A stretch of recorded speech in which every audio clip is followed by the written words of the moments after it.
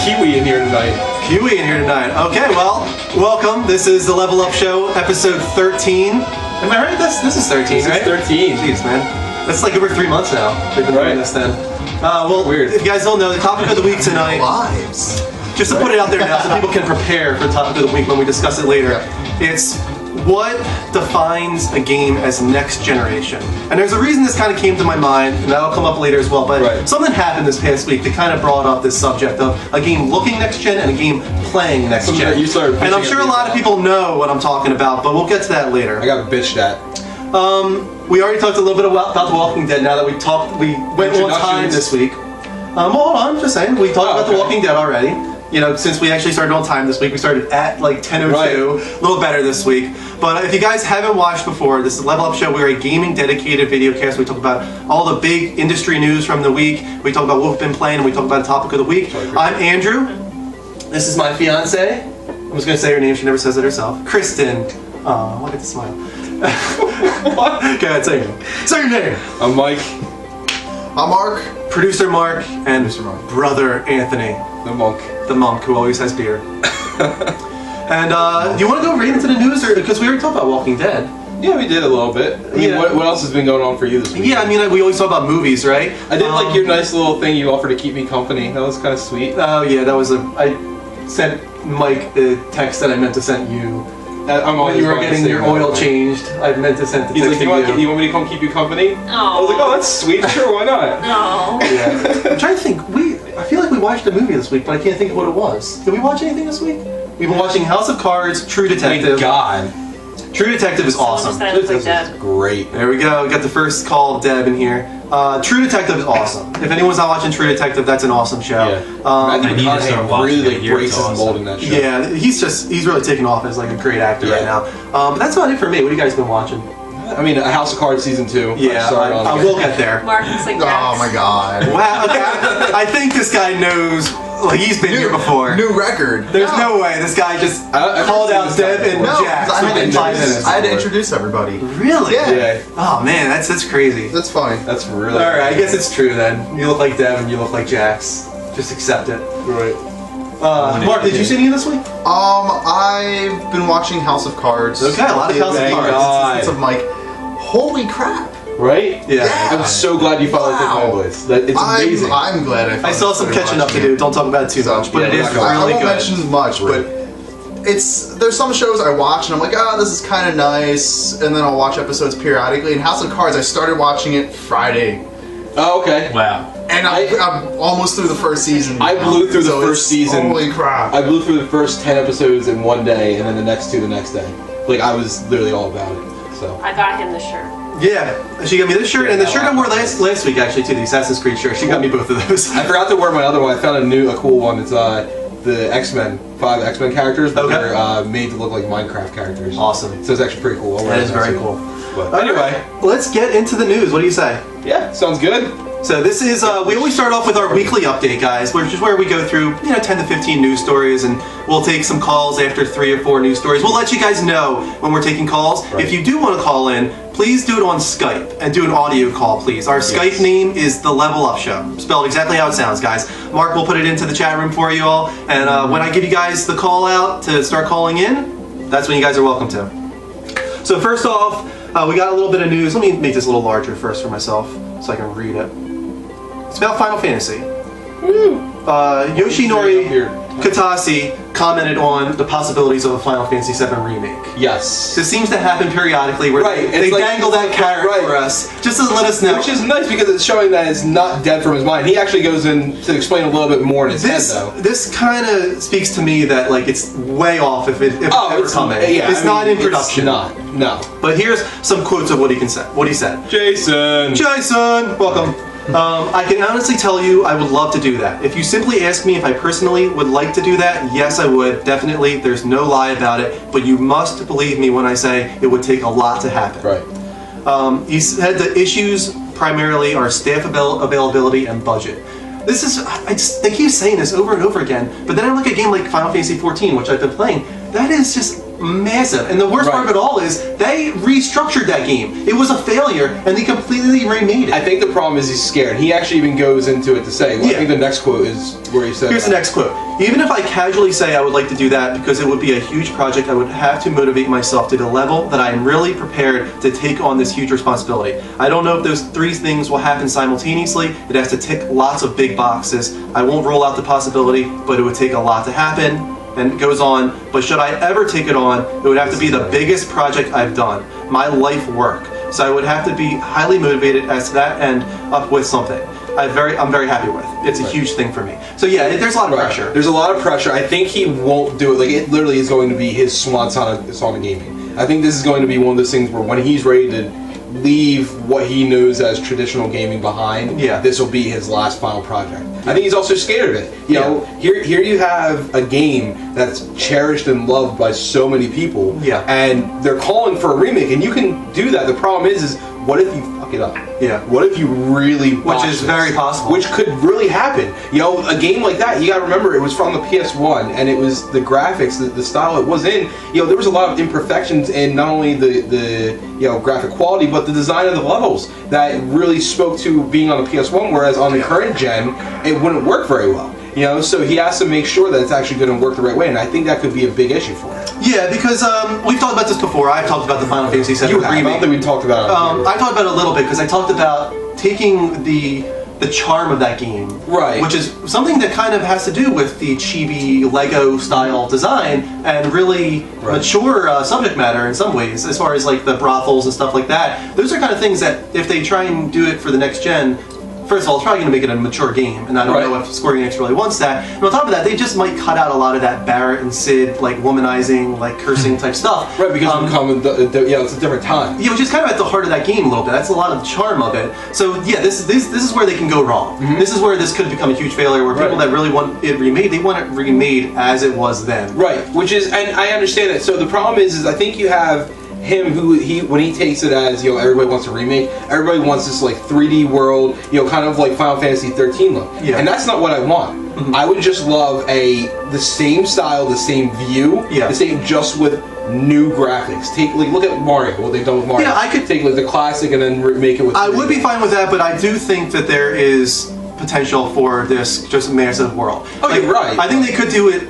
It would be ballsy, but I think they could do it Advent Children style graphics, but also keep in all of it. Just keep in the cross-dressing, keep in all of it, and just kind of just keep it poking fun at that as well. It would feel so out of place, even more so with this like mature graphical style having Cloud cross-dress. So that could actually be kind of funny in a way. Maybe that would be something that could be comical in the game. Unpopular opinion, I don't think they should do it. Oh, that's not an unpopular opinion. No, there's a lot of people. There's a lot of people that don't think they should do it. It's just like, I don't think at this point anything they do will ever live up to the hype. I completely agree. Yeah. That everyone's building in their head. And that's my thing. That's why I won't do it. Well, and the longer they wait, the more the hype builds. Forever was a colossal failure for many reasons. Right. But that also contributed to it. And Final Fantasy 15, now 8 years in development, that could be another big failure because the hype's been building for all those years. And it doesn't even look like a traditional Final Fantasy. Not at all. At all anyway. It looks more like action-y. Yeah, very action-y. All right, so don't look forward to that. You look angry today. She's sleeping. She's sleeping. Oh. But don't look forward to that anytime soon, I would say. It's not going to be coming for a while. Not even, I would say it's not going to come for PS4 ever. I don't think so I would say it's near 100% won't come for PS4. Oh my god, there's like 4 people from Iraq in here right now. Woo! That's cool. We've had that before, and that's awesome. I love it. We had that guy that called in a few months. They're the same group guys. Yeah, I mean, I don't know if we've got someone who's serving in the US, but let's move on. Metal Gear Solid 5, The Phantom Pain.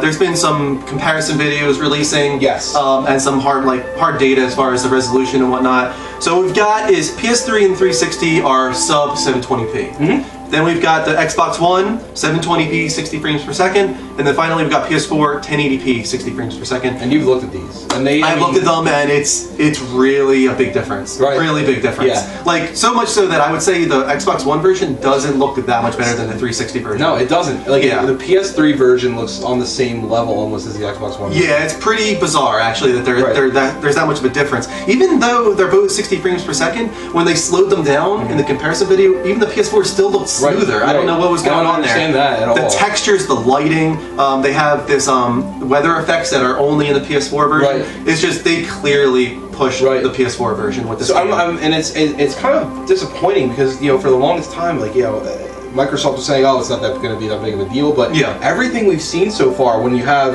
a version for the PS4 and the Xbox One, it seems to look and feel a lot better on the PS4, and it's a little depressing. I mean, for you, it's not going to make a big difference because it doesn't really matter. But for someone like me that wants both systems, it's really going to push me to get games on the PS4 versus my Xbox One. Yeah, and it's a little disappointing. Well, it was the same as last gen. Xbox 360 was the one that usually got the games last generation multi-platform because they look just a little bit better because it was so hard to develop for the PS4. So we're getting the reversal of it. Right. So now, sorry, but the Microsoft guys have to kind of feel what we went through last generation. Right. No, and it's not a terrible thing to go through. I'll tell you right now. It's not like I was that saddened by it. I still had the games at a slightly lower frame rate and slightly lower resolution. Right. Some people won't even notice it.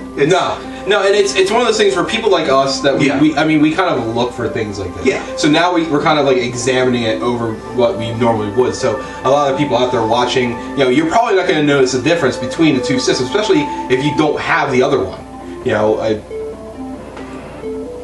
I have no idea what that was. I feel like she's preparing for something. Yeah. Kristen will be back. But yeah, you're not going to notice it. So if you only have one system, don't feel like you're left out. Stream died. But Greg's saying to just refresh it. Yeah. So if you're having issues, just refresh the screen real quick. Yeah, we're still here, guys. We're still here. Listen.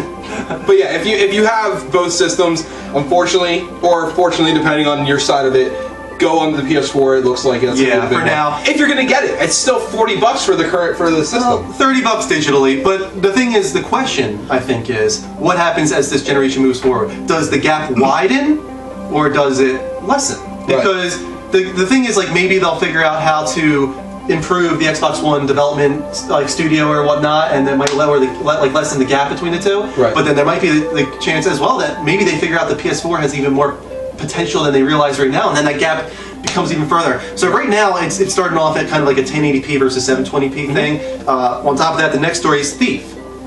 The Thief resolution and frame rates just came out. So we've got PS4 at 1080p 30 frames per second and Xbox One at 900p 30 frames per second. Again, to me, I don't know about to you, it's really surprising because Thief has been pushed strongly for the Xbox One over the PS4. And let's not forget, this is a last gen game being ported over to current gen. For it not to run at 1080p 60 on both is kind of a little disappointing. Scary, in a way, of what is actually inside these Xbox One consoles.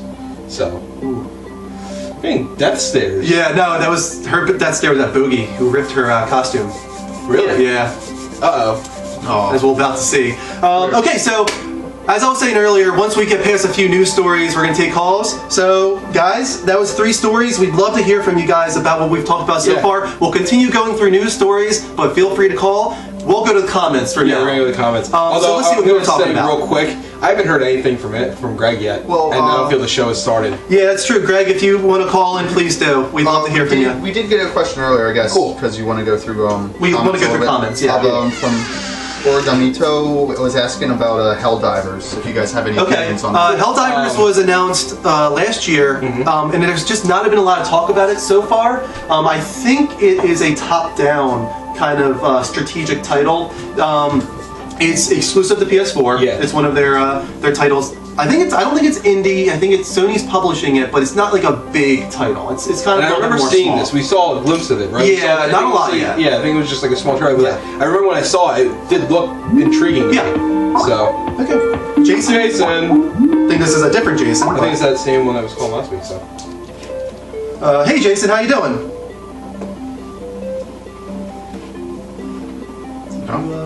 Yeah, should be on. Hey, Jason, do you hear me?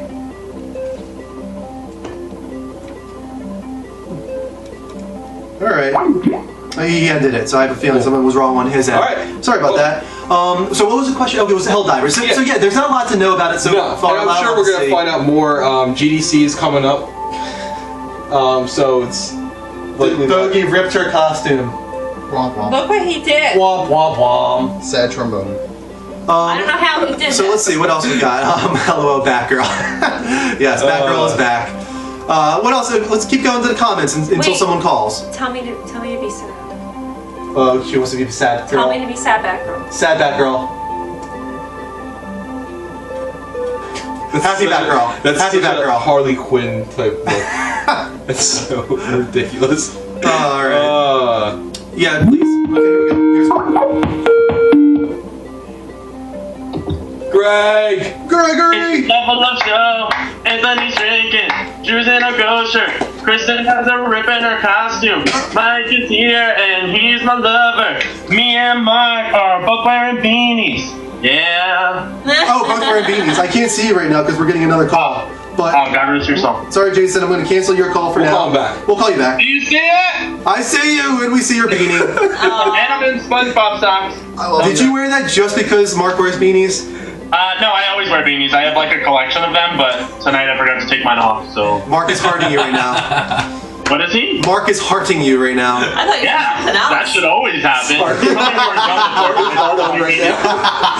He told me we were done before because I told him I hated Legos. But that was just because I choked on one as a kid, almost died. I cried about it. My grandma had to like give me the How the Heimlich. hell do you hate Legos though? I choked on them and almost died. If you have to go out in life, there's a few things that will be okay, and Legos will be one of them. I guess you don't want to see the Lego movie then, Greg, huh?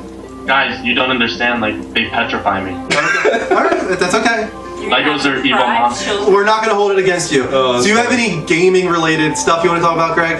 I just started up, whatchamacallit, the God of War Ascension, the newest one. I have yet to like start that one, so I started playing that. It's very different. It's a little weird. Not very God of War-esque. I mean, it's still big and stuff, but God of War is still my favorite in that like series timeline. So. Are we talking about the very first one? Yeah, like the story-wise and everything, just everything about it was so epic. And Okay. I really like the third one myself. But yeah, I heard Ascension was kind of a step back, and it felt like almost like a completely different team worked on it, and Yeah. I think Which they I put think it was almost confirmed that it was a different team. Well, they put so much work into the multiplayer, and I really think that affected the single player. Hopefully, I'm sure they'll bring back God of War eventually on PS4. Hopefully, they just focus on the single player story campaign and really push that hard, because that's what the fans of that series love about it. Right. They don't really want to see the multiplayer. Singing to my soul. You literally take the words out of my brain hole and you make them whole again. That's my job, Greg. That's my... Guys, please. Wait, House of Cards Season 2. Don't tell me anything. I'm Do not not tell me spoiling anything. anything, but Alright. I'm just saying, holy poopsicles, Batgirl. Right? That's it. Right? Holy poopsicles, Batgirl. Wait, but Season 2, Episode 1, that's all I'm in, like, what? I Right. just have The that. most how is that- intense I keep hearing this. episode of almost any show I've watched ever. Wow. Okay. I can't wait to get to that. I'm still on season 1. I'm almost there.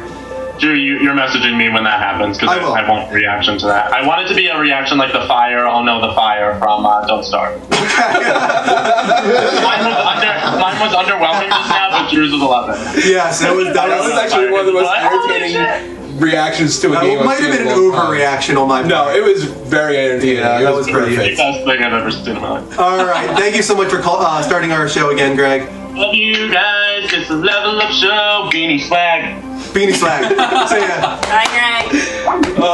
We're gonna start selling beanies on our Level Up Show merchandise. So- Call back J-Gons real So quick. we did get a question. Okay. A couple of people asked the same thing. They were talking about the Sony VR headset. Okay, we'll get to We're that. gonna get to that. Yeah, we have a big Yeah, that's in our news stories, guys. Don't It's gonna be a worry. big Primary conversation. thing. All right, one more call. We'll call back actually- J-Gons. Did you get? I wasn't sure if you guys heard. Thief was leaked. Oh yeah, it came out early. Yeah, a lot of people were streaming it earlier than they should have. Yeah, Right. That's gonna happen. I think a lot. Yep. All right, J-Gons, we're calling you back. See if this works. So mad. What did you say? I don't know how we got this. Could be that. Uh-oh. It could just be that because if you look at the thing, it's gonna do the same thing. But there's a hole. Hey, Greg, how you doing, man? Or not Greg, sorry, Jason. Through the actual fact. There we go. Okay, I go back because I want to talk more about the topic. Okay. Well, which topic do you want to talk about, specifically? The topic you guys are gonna have. Oh, okay. We can start early with that, I guess. Well, I would rather save it to later because otherwise, if you want to call about that, we can even call you back later when we start. You're talking about what defines a Yeah, game as right. next generation, is that right, Jason? Yes. Okay. Okay. Do you mind calling back when we get to that segment? Yes. Yes, you mind? Or no, you don't mind? He'll call back. Okay. All right. I'm sorry, man, but we just want to keep going with the news. Yeah. And then once we get to that topic of the week, please call in. We'd love to hear what you have to say. Do you have anything that you want to talk about with the news stories that we talked about? Yeah, yet? news stories that we've already Metal gone through. Gear or Thief or anything? The only problem is I feel that Xbox wants to lower the resolution and keep it to the low end. Yeah. I mean, you mean the potential for like them to lower both sides resolutions to keep them like on par? Is that kind of what we're saying right now? Because Yeah, I don't think feel that'll like happen. PlayStation is much better than Xbox just because of resolution. Resolution, yeah, Yeah. it definitely seems so far. Hopefully, and it seems like this isn't happening. It seems like they're really just pushing the PS4 as hard as it can go, and Yeah. also the Xbox One. They're not doing this console parity thing where they would lower the PS4's resolution Right. because they want to keep them the same. And I'm really happy to see that's not happening. Right, I'm glad about that. Because there was concern about that. Oh, we're at 109, Kristen. All right, sorry. We're above the 100. We have to do that. But yeah, man, I wouldn't worry about that. I think that developers are really going to keep pushing the PS4, and you might even see this gap widen in the future. But either way, I think both consoles are going to be pushed to their fullest, and we're going to see the best that they have to offer. I really think that. And also I think Microsoft wants to lower the resolution just because of the heat Oh, yeah. Oh, of it's the like the console. Xbox. Yeah, I mean, they've done some modifications, even like changing the graphic styles through software patches, such as the scaling that they were doing. Right. I don't know if that And was I think because there's of, another patch coming out in March that's going to Yeah, help that's- with a lot of this stuff too. yeah, that's gonna be So- more on like the party end. So that'll. Be But good. there's a couple hidden things if you actually look into it. There's a couple hidden changes that they're doing to the actual operating system so Okay. that it doesn't run so hot. Okay. Yeah, I mean, they clearly were afraid of heat with that system. That's why it's enormous. Right. And has vents on every like inch of it. Right. There's clearly some concern there, and I think there was granted considering what happened last generation with the Red Ring of Death. So at least they're trying to make sure this doesn't happen again. Right. I think that their engineering is so far below Sony's, though. I think that really shows when we have a PS4, which is probably 2/3 the size, has an internal power brick, and is more powerful. And cheaper. Like, okay. And I was gonna say something about it, but I was like, all right, we sound really Sony sorry. fanboys right now, so I didn't want to bring it up. I'm just- By the way, the power brick is a waste. I don't like power brick. Yeah, It's power really bricks like- suck. It's really nice Right. actually that it's internal with the PS4. All right, man. I really hope you call back later when we get to Yeah. topic of the week. Thanks for talking to us already. You have? Yeah. All right, see you, man. Oh, it is? Yeah. It's All right, how about we move on to the next? So I'll move on to the next segment. There's a couple questions we got, and if no one has any other better ones, I'll get to a couple of them when we get back to it. All right, so there was a game developer poll that went out, and it was asking of the next game you have in development, the very next game you have releasing. Should I take it? Yeah, you can take it. Do it. It's a new guy, so. Yeah, we love you guys. Hey, you're on the Level Up Show. How you doing? Hey, how you doing, buddy? Doing great, man. What do you want to talk about? I don't really know, man. I'm feeling like. It's good. Hello, Bad Amak. How are you? How are you doing, Bad Amak? I'm calling from Iraq. We're no power. Okay. No power. Yeah, no power. I'm calling you from the moon right now, Bad Amak. And we need some what you call that thing? Tanina. Brains. You know Tanina? No, I know brains. I mean, if you need any of No, those. not brains. It's Tanina. You put the gas in. We're gonna have to let you go. Sorry. All right. I'm gonna shut up. I'm just gonna put it offline for the Yeah, moment. for a minute. Just while we We'll go get back through to the it in a next. minute. We'll open it up again, guys. We still want to keep getting calls while we're going through the stories. So I was just saying, there was a poll that happened to game developers, and it was asking of the next game you have in development, the next game you have releasing, which console is that going to? And they could That's check off a list of all the consoles it was coming to. Go to the highest first, because you have it out of order. Well, I mean, I only have the next gen stuff here. I mean, if Right, we're talking like iPhone and stuff, there was like 55% like Right, on that and stuff yeah. like that. But if we're talking about For the consoles, next right. generation consoles, Do the highest number, PS4, yeah. Xbox One, and Wii U, the PS4 was the highest at 20%, which is awesome. Right. Xbox One. Not too much lower. Right, it's not too much lower, and it's kind of almost expected. 17%. You know, and they actually, and we kind of actually talked about this a while ago, me and you personally, Yeah. about how Sony tried to woo the independent developers, which Yeah. is a lot of That's probably what that is, yeah. And then the more worrying, Batman's back! goddamn Batman, thank you for coming back. Yes! We missed you the last couple weeks. Yes. We got 4.42% Awesome. of developers wanting So strong. to release their next game on the Wii U. Right. Yeah, that's pretty That's low. scary. You know what was kind of bizarre about it though? Did you see like the 3DS numbers? No. They were even lower than that. Really? Yeah. I don't know if that's just because like of the nature of like portable devices and And you whatnot. gotta remember too, a lot of the really strong titles for the 3DS and why it sells so well is and party. Yeah. So all Nintendo handhelds and home consoles were way on the low end here. I don't think it means a lot when it comes to 3DS. It might mean something when it comes to Wii U. Right. It's more and more against the Wii U. It's all we're kind of putting out there right now. It seems like the PS4 and Xbox One are doing pretty well. Right. They seem like they're getting a lot of developers. And it's always expected to see, Microsoft and Sony's consoles do a little bit better than Nintendo's as far as the actual home consoles. It's been like that for years. The problem is that's such a huge gap, and the amount is so abysmally low. To Orgamito, sorry. We are on every Sunday, and we're on every Sunday at 10 p.m. Eastern Standard Time. It's over here. It's actually right after The Walking Dead ends. Right. I'm sorry if it's late for you. Hopefully, you guys can catch a little bit of it. And if you guys need to leave, go ahead. It's going to be put up on YouTube. We archive and put on YouTube. We have a podcast, so there's a lot of different ways you guys can find us. Speaking of that, let me just put it out there. Please add us on all these different ways down here. Twitch.tv, please heart us there so you can get notifications when we go live. Yeah. Follow us on Twitter and Facebook, and please add Mike and myself on PSN. I'm DrewM1788, and Mike is Noob Guru. Or many Noob things Guru. will happen. Now, I will tell you right now, your friend requests are sitting in my queue waiting to be added. I can't add anybody because all I have right now is my PS3, and I literally filled up. Yeah. I'm done. I still have like 1,750 spots left, so feel free to add me. But add me, please. Yes. Everybody add me. I just won't be able to accept it yet. Ooh, Matt says the WWE Network app is now on PSN. That's actually pretty cool. Have you seen what that offers? No. It's like a one-time subscription, but you get all the pay-per-views for free. Really? And all of the old content that's ever There's been a throughout lot of people that are really going to take Yeah, definitely, because the pay-per-views alone... How much are it? I'm not sure what it is, but the pay-per-views alone cost more than it costs to pay for the subscription. Really? I know the pay-per-views sometimes are like, 30, 40, 50 bucks. Yeah, so it's a pretty good deal if you guys are wrestling fans. Let's move on from there. Batman was in Cancun for the last couple weeks. Who the hell was in Cancun? The Joker does a vacation. You're falling out of character, Batman. Let's go. Right. This is probably one of the biggest news stories of this past week. I'm surprised this was actually so early on our news topic because I figured that would be a longer one. We got 140 people in here right now, so let's just go with it.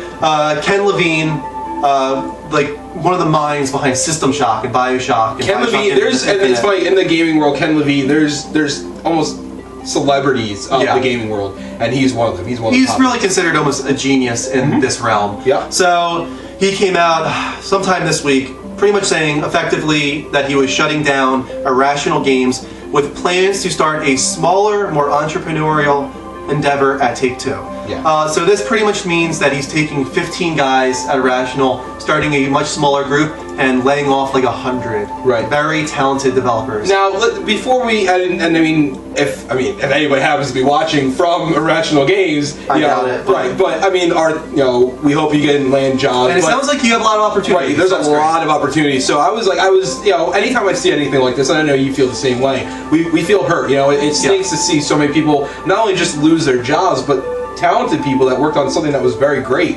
And it's just sad to think that we might not get some of these series that we've come to love from these developers anymore, because that Take-Two will probably want to continue with BioShock. But now it's not going to be Ken Levine's It's going to be BioShock. like God of War Ascension and Batman Arkham Origins. It's gonna have the same title and kind of the same feel, but it's never going to be the same again. Yeah, and I think another fear for me is that he's just going to go on and do like mobile development, and that's my biggest fear for it. Yeah. But then again, it could be very good. And one of the conversations we were having, and I don't see you had it in here. Well, did you put the Cliff Blazinski thing in here? No, but that kind of relates to this. So go ahead. So why don't we actually move that around? So on top of that, it's actually kind of interesting. Cliff Blazinski, another guy who's big in the gaming realm, for those that don't know, had an interview, was talking about he will never make another disc-based game again. So that means no more Gears of War. Nothing out of his repertoire will come to a console in the way we're normally used to. But that could just mean digital. That doesn't mean he's not going to do grand scale epic titles. Right. It's not even that. He didn't even say he's not going to do grand scale epic titles. The biggest thing for him was that he saw the way games were being made and pushed now, and he saw how things like Minecraft and Rust, and he's really taken by that. which I like. You know, Rust is a great game, and I'm dying to get into it. I'm dying to dive in. But he was, you know, even intrigued by things like Minecraft, you know, and it's one of the things that, you know, we're hand-holding in games. You know, he doesn't have to worry about teaching a person, press this button for this, press this button for this. You got a game like Minecraft, which no instructions, and it's one of the most popular games in the world, and it's the most, it's really confusing if you don't know what you're doing in it, you know, to get really good, but there's people that just dive right in, and they take it up, and so he's annoyed with, you know, not developers, but publishers making you put so much extra stuff in games that you really don't want. We're kind of in a good situation right now, I really think, because we're getting this self-publishing thing going on right now. And you're seeing a lot of these indie developers putting out games that you never would have seen before. You're seeing Kickstarter help some of these developers release games such as Broken Age, something that we really thought we would never see from a Tim Schafer again, like a really just hardcore, like I can't think of the name, point and click adventure. You know, like Grim Fandango. And can I say, actually, I went and downloaded Grim Fandango again. Yeah, really? Just to play it again. Yeah. So it's on my computer. I'm waiting to play it. I can't wait to play Broken Age. I hope it comes to consoles eventually. Right. There's another one, some medieval game that's actually like blowing up on Kickstarter. I can't remember what the name it is, but it's supposed to be only for next gen, like PS4, Xbox One, and PC, and it's looking really cool. Yeah, it's like Skyrim, but like uber realistic and your own medieval castle. Yeah, like it's. I think I know what you're talking about. But anyway, I'd say this industry is really promising right now, actually. Right. So Ken Levine leaving, yes, it could be scary because there's a lot of people that are going, you know, leaving gaming. Look at Peter Molyneux, who went towards a completely different genre. He's, you know, Peter Molyneux gave us Fable, the Fable Black series, and White, Black and White. So he left, and he's actually doing, you know, very small scale, free to play style. He calls them invest to play. Thank you for the friend request. Great. Yeah, he calls it invest to play. He decided to change it. But anyway, we're spending too long on this. Let's get to the other side of this story, which is that Gama Sutra reported that this has been in talks for a while now. That this shutdown has been planned, and this is really just a face to it. Ken Levine, they pretty much went to him and said, "We'll let you shut this down the way you want to shut it down. Let you say what you want to say, but we're shutting you down." Is pretty much what it was. So Gama Sutra said, talked to a developer from Take-Two who pretty much is putting his career on the line by saying this, but he said, let's just say multiple people within a studio were willing to risk their careers to confirm to me that yes, in fact, if their game didn't sell extremely well, like exponentially more than its predecessor, or well according to a matrix of time and cost investment and desired profit, that their studio would be closed within a year. So pretty much they said, like they knew, like Ken Levine knew, if this game doesn't sell much better than the original BioShock, they're going to shut us down. Because that game was in development for 7 years, a ton of money was put into it. They were pretty much in a bad situation no matter what. This game was not going to sell as well as the first BioShock, I don't think. Which is enough, and you got, so Ken Levine, and I actually didn't hear this part of it. I don't really read we're discussing it right now, Orgamito. But, this is actually very similar to Cliff Bleszinski's situation. He was done with the whole pressure from Microsoft, getting on him about, the Gears of War and everything like that, and that's why he didn't want to have any tie-in with it. He was tired of being that, that's being with it. I mean, Gears of War was never even, the way that Gears of War ended up becoming was not what he envisioned in the first place. So you have these developers that are just getting tired of the way the industry is shaping. So this is really exciting for me. And I know you were even talking about too. What were I was looking for Bogey because someone asked where the puppy was and I couldn't even find him. Oh, he's on the table. But anyway, it's really exciting to me. I know you were talking about, it's an exciting time to be really big in the industry. Mark wanted to say something. Go ahead. Well, we got Buckshot Billy in chat saying that Ken Levine is really primarily doing this for microtransactions. I haven't heard that. I've never heard that, and that doesn't even seem like his style. No, not at all. In fact, actually, didn't he have a thing at, I don't want to say on E3, when he hosted it with Spike TV, I think it was last year, or the year before, when he was actually discrediting the idea behind microtransactions. He wants to do smaller titles, but that doesn't mean microtransactions. But he actually, there was a time where he was one of the advocates against microtransactions. He doesn't like it. I mean, let's put it out there though. That if he does do free to play, that just goes along with that. Right. I mean, that's just a part of that genre, if you want to call it that. You're going to have microtransactions because that's how they're making their money. So if that's the direction he goes, then clearly there's no problem with that. That's how they make their money in a free-to-play game. But if he does do smaller titles, like let's say a $10 game, I don't see microtransactions being a part of that for him. But this is a wait-and-see thing. Right, and so basically, I mean, this studio closing, Insomniac closing... Insomniac. Wow. No, Insomniac has not closed. That would be awful. No, it would be awful. Who are you thinking of? I don't know why I said it's not. Okay. If Irrational Games closing is not as big, I think it's just the eye thing. Yeah. Is not as big of a. I mean, it's a big deal. It's bad, but Ken Levine basically taking 15, and these guys are going to be his most trusted and his right hand guys. This is actually intriguing to me. I'm actually excited to see where it is. I hate when a series overstays its welcome. Yeah. And I feel like another version of BioShock probably would have ended up doing that. Okay. So let me just put one thing out there. People have been asking about BioShock Infinite Vita or whatever the Vita game was going to be. That's done, guys. Yeah, it's scrapped. It was one of those games that kind of went under the radar for a while, and so everybody kind of assumed it was that. They announced that, and like with the Vita, and at that point, BioShock Infinite wasn't even out yet, and it was in 7 years of development. Now we've got Irrational Games shut down. Don't ever expect that to come out. Yeah. Not coming, especially for the Vita, which is a platform that really isn't selling that well. Let's move on. OPM UK, official PlayStation magazine. Their cover issue next month has something to do with a very big PlayStation 4 announcement. Like, they're really teasing this. And what it said was a series of massive importance is coming to PS4, and their series? Yeah, a series. And their other little hint was, why is this a down? Because we can't say more until then. Sorry. What do you think that means? Why is this a down? And that's exactly the wording. That's exactly the wording. I can't think of any reason. Like, that's a down? What does that mean? I can't think of anything. Grand Theft Auto coming to PlayStation 4? Could that be? No. It has to be something with the way that they worded that. Yeah, I'm trying to think of a series of massive importance coming to PlayStation 4. No, why is this a down? Why is this a down? I have no idea. That is a very odd way of saying something. Yeah. So to me, that usually means that that's the key in the phrase. I haven't been able to figure it out. I don't know. Anyone got any ideas? For some reason, I just want to say Crash Bandicoot, and I don't know why. Why? Yeah. I don't know why. If anyone has any ideas on what that means, the hint is, why is this a down? Because we can't say anything more until then. Sorry. As far as a new massive series coming to PlayStation 4. It's next month's cover story on official PlayStation magazine, so we'll find out then. Yeah. But let's go to the comments, or let's take some calls. So I'm going to open up the Skype lines, guys. Give me one moment. Okay. So if anybody has a call in on Skype. Audio call only, please, and we can talk about any of the news stories we've previously discussed, or we can go to the comments. Let's go to the comments. Here we're going to. People Killing Machine wants to talk about Warhawk 2. Ooh, man. Don't expect that, I don't think. No. Starhawk. I loved Warhawk. I thought Warhawk was awesome. I didn't really play much of Starhawk. Killed it. And I mean, I love the beta. Yeah. And didn't you play the What's kind of funny about Starhawk is it kind of was Titanfall before Titanfall came. Right, it essentially was. Yeah. It was actually Titanfall on a grander scale without the... If I remember right. Yeah. And the better part of Starhawk is you could fly them. Well, not only that, I mean, Starhawk was basically Titanfall with StarCraft. Yeah. So it was great. You can actually like call in bases and everything like that. It was a really cool idea. It was just one of those situations where Sony did not market that game like they should have. No.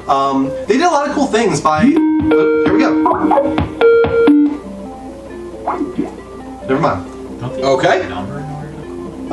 Yeah, the Skype is all they need to call. It's the Level Up Show on Skype, spelled exactly how it sounds. Blue Ignosis thinks that Crash Bandicoot is a series, like you. I don't know why, but there's something in the way that was said, and I think something just leading. I feel like it's going to be a Crash thing. I don't know why. Yeah, someone is talking about Red Dead Redemption. That would be awesome. I would love to see Red Dead Redemption. But that would whatever be the next one would be. I think it's a little too close for a Rockstar game. Yeah. Usually they wait. It's like almost like in every other year is a game from them. Yeah. So I wouldn't doubt you're not going to see that till 2015.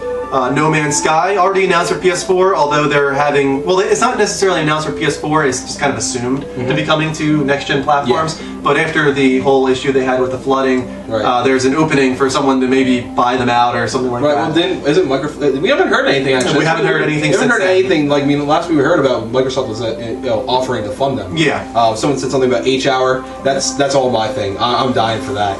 You know, that's a spiritual successor to SOCOM, so please let that not suck. Yeah, because it looks great. Someone said they are pre-ordered the order and they don't even know when it comes out. Fall, or a little bit later. That's right. She does know this. Kristen's actually been looking forward to this game. She's actually pretty intrigued by it, so. She was looking at some videos of it, and I was I was showing her the whole background behind it. I was going to answer. Yeah. And I was going to be smart. Well, we're going to talk about the order later, and you can chime in then. Good, because I can. Hey, you're on the Level Up show. How you doing? Hello? Hey, is there anything you want to talk about? What? Is there anything that you want to talk about? Any news stories that we've previously discussed that you would like to discuss?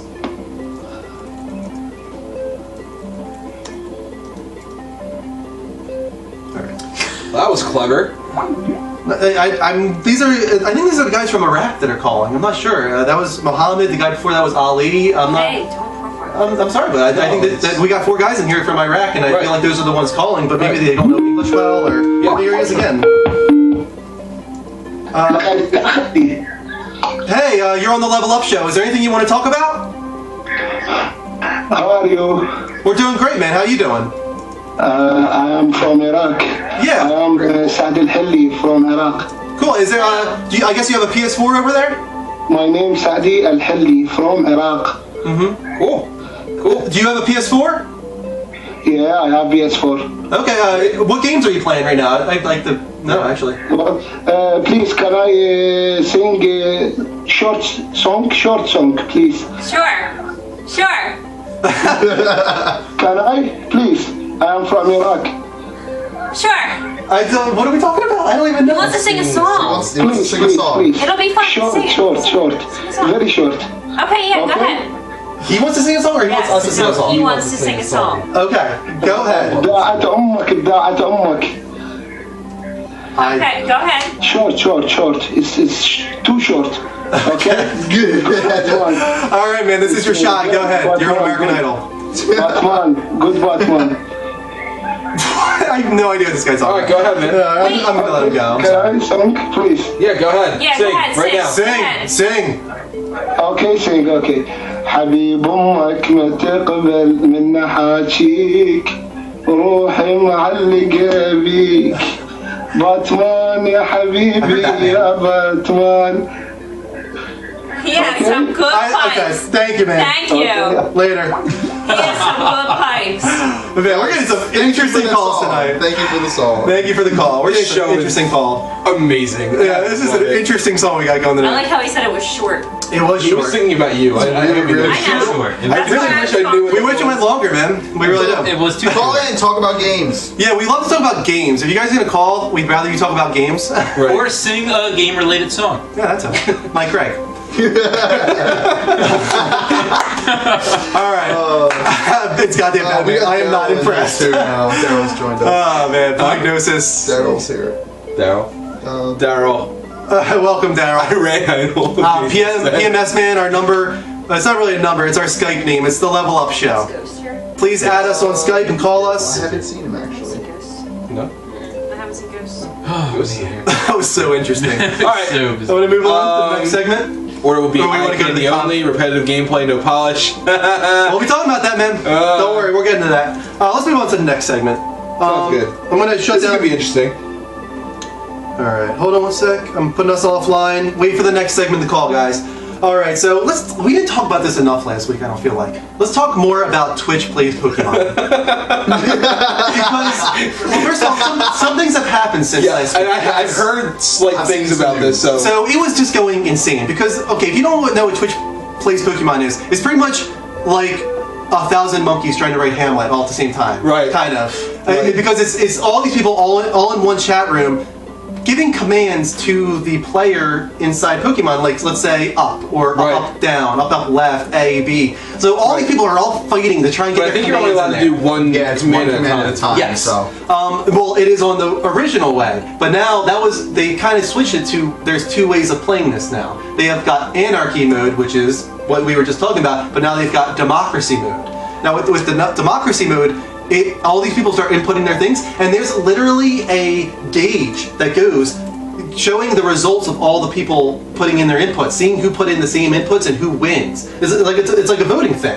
But what's really crazy about it is they actually have like a graphical dial showing what's winning. Like it's pretty cool actually. So people can vote for if they want to be anarchy or democracy, and then if it gets to democracy, people vote on what they want the command to be. And what's so crazy about it is they've defeated like 4 gyms so far, and it's this battle for like some people are trying to destroy it, obviously, like trying to just put start and quit and all this kind of stuff. And then they got these hardcore people trying to fight so hard to get to the gym and win. So it's really interesting. It's very, very interesting to watch. Have you watched it at all? I haven't actually watched it. I don't know why. It's just you should. I mean, it sounds interesting, and it's really weird because they captured Zapdos. Yes. Really? This is like a really wild experiment that's happening. And that's what's weird to me that I haven't watched it because normally I'm all about sociology. Like that was actually my biggest focus when I was going to college and stuff like that. So this is all my thing, but I don't know why. For some reason, it's just so interesting to watch. And if you guys haven't, I think it's still going. Is it, Mark? Do you think? I think it still is. I'm pretty sure it's still going. I don't know who's behind it. I don't know if they're profiting off of it. I have no idea. But it's a really cool idea. Have you seen the Twitch Plays Adam Sessler? No, I haven't. That was entertaining. They do the same thing, but thank you for the friend request. Adam Sessler did the same thing. He hyped it up on his Twitter feed and everything like that. And they played Twitch Plays Adam Sessler, and he had to say step forward, step back, and it was punch, push, tap, or something like that you can make him do to other people. So it was actually kind of interesting. Since people are sending some friend requests, let me just say one more time. We got probably a lot of new people in here. We are the Level Up Show.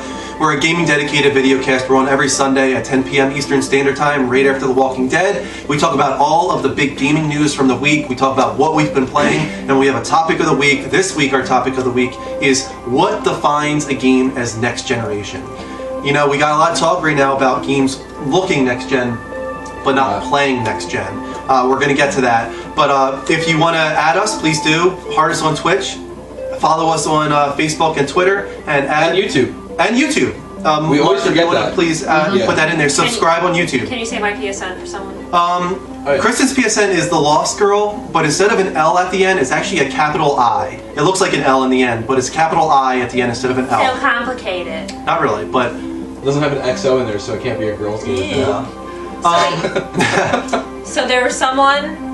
Oh, yes, Mr. Famous, you're from Miami, I remember you. There's someone called Chrissy Mig who's been trying to call.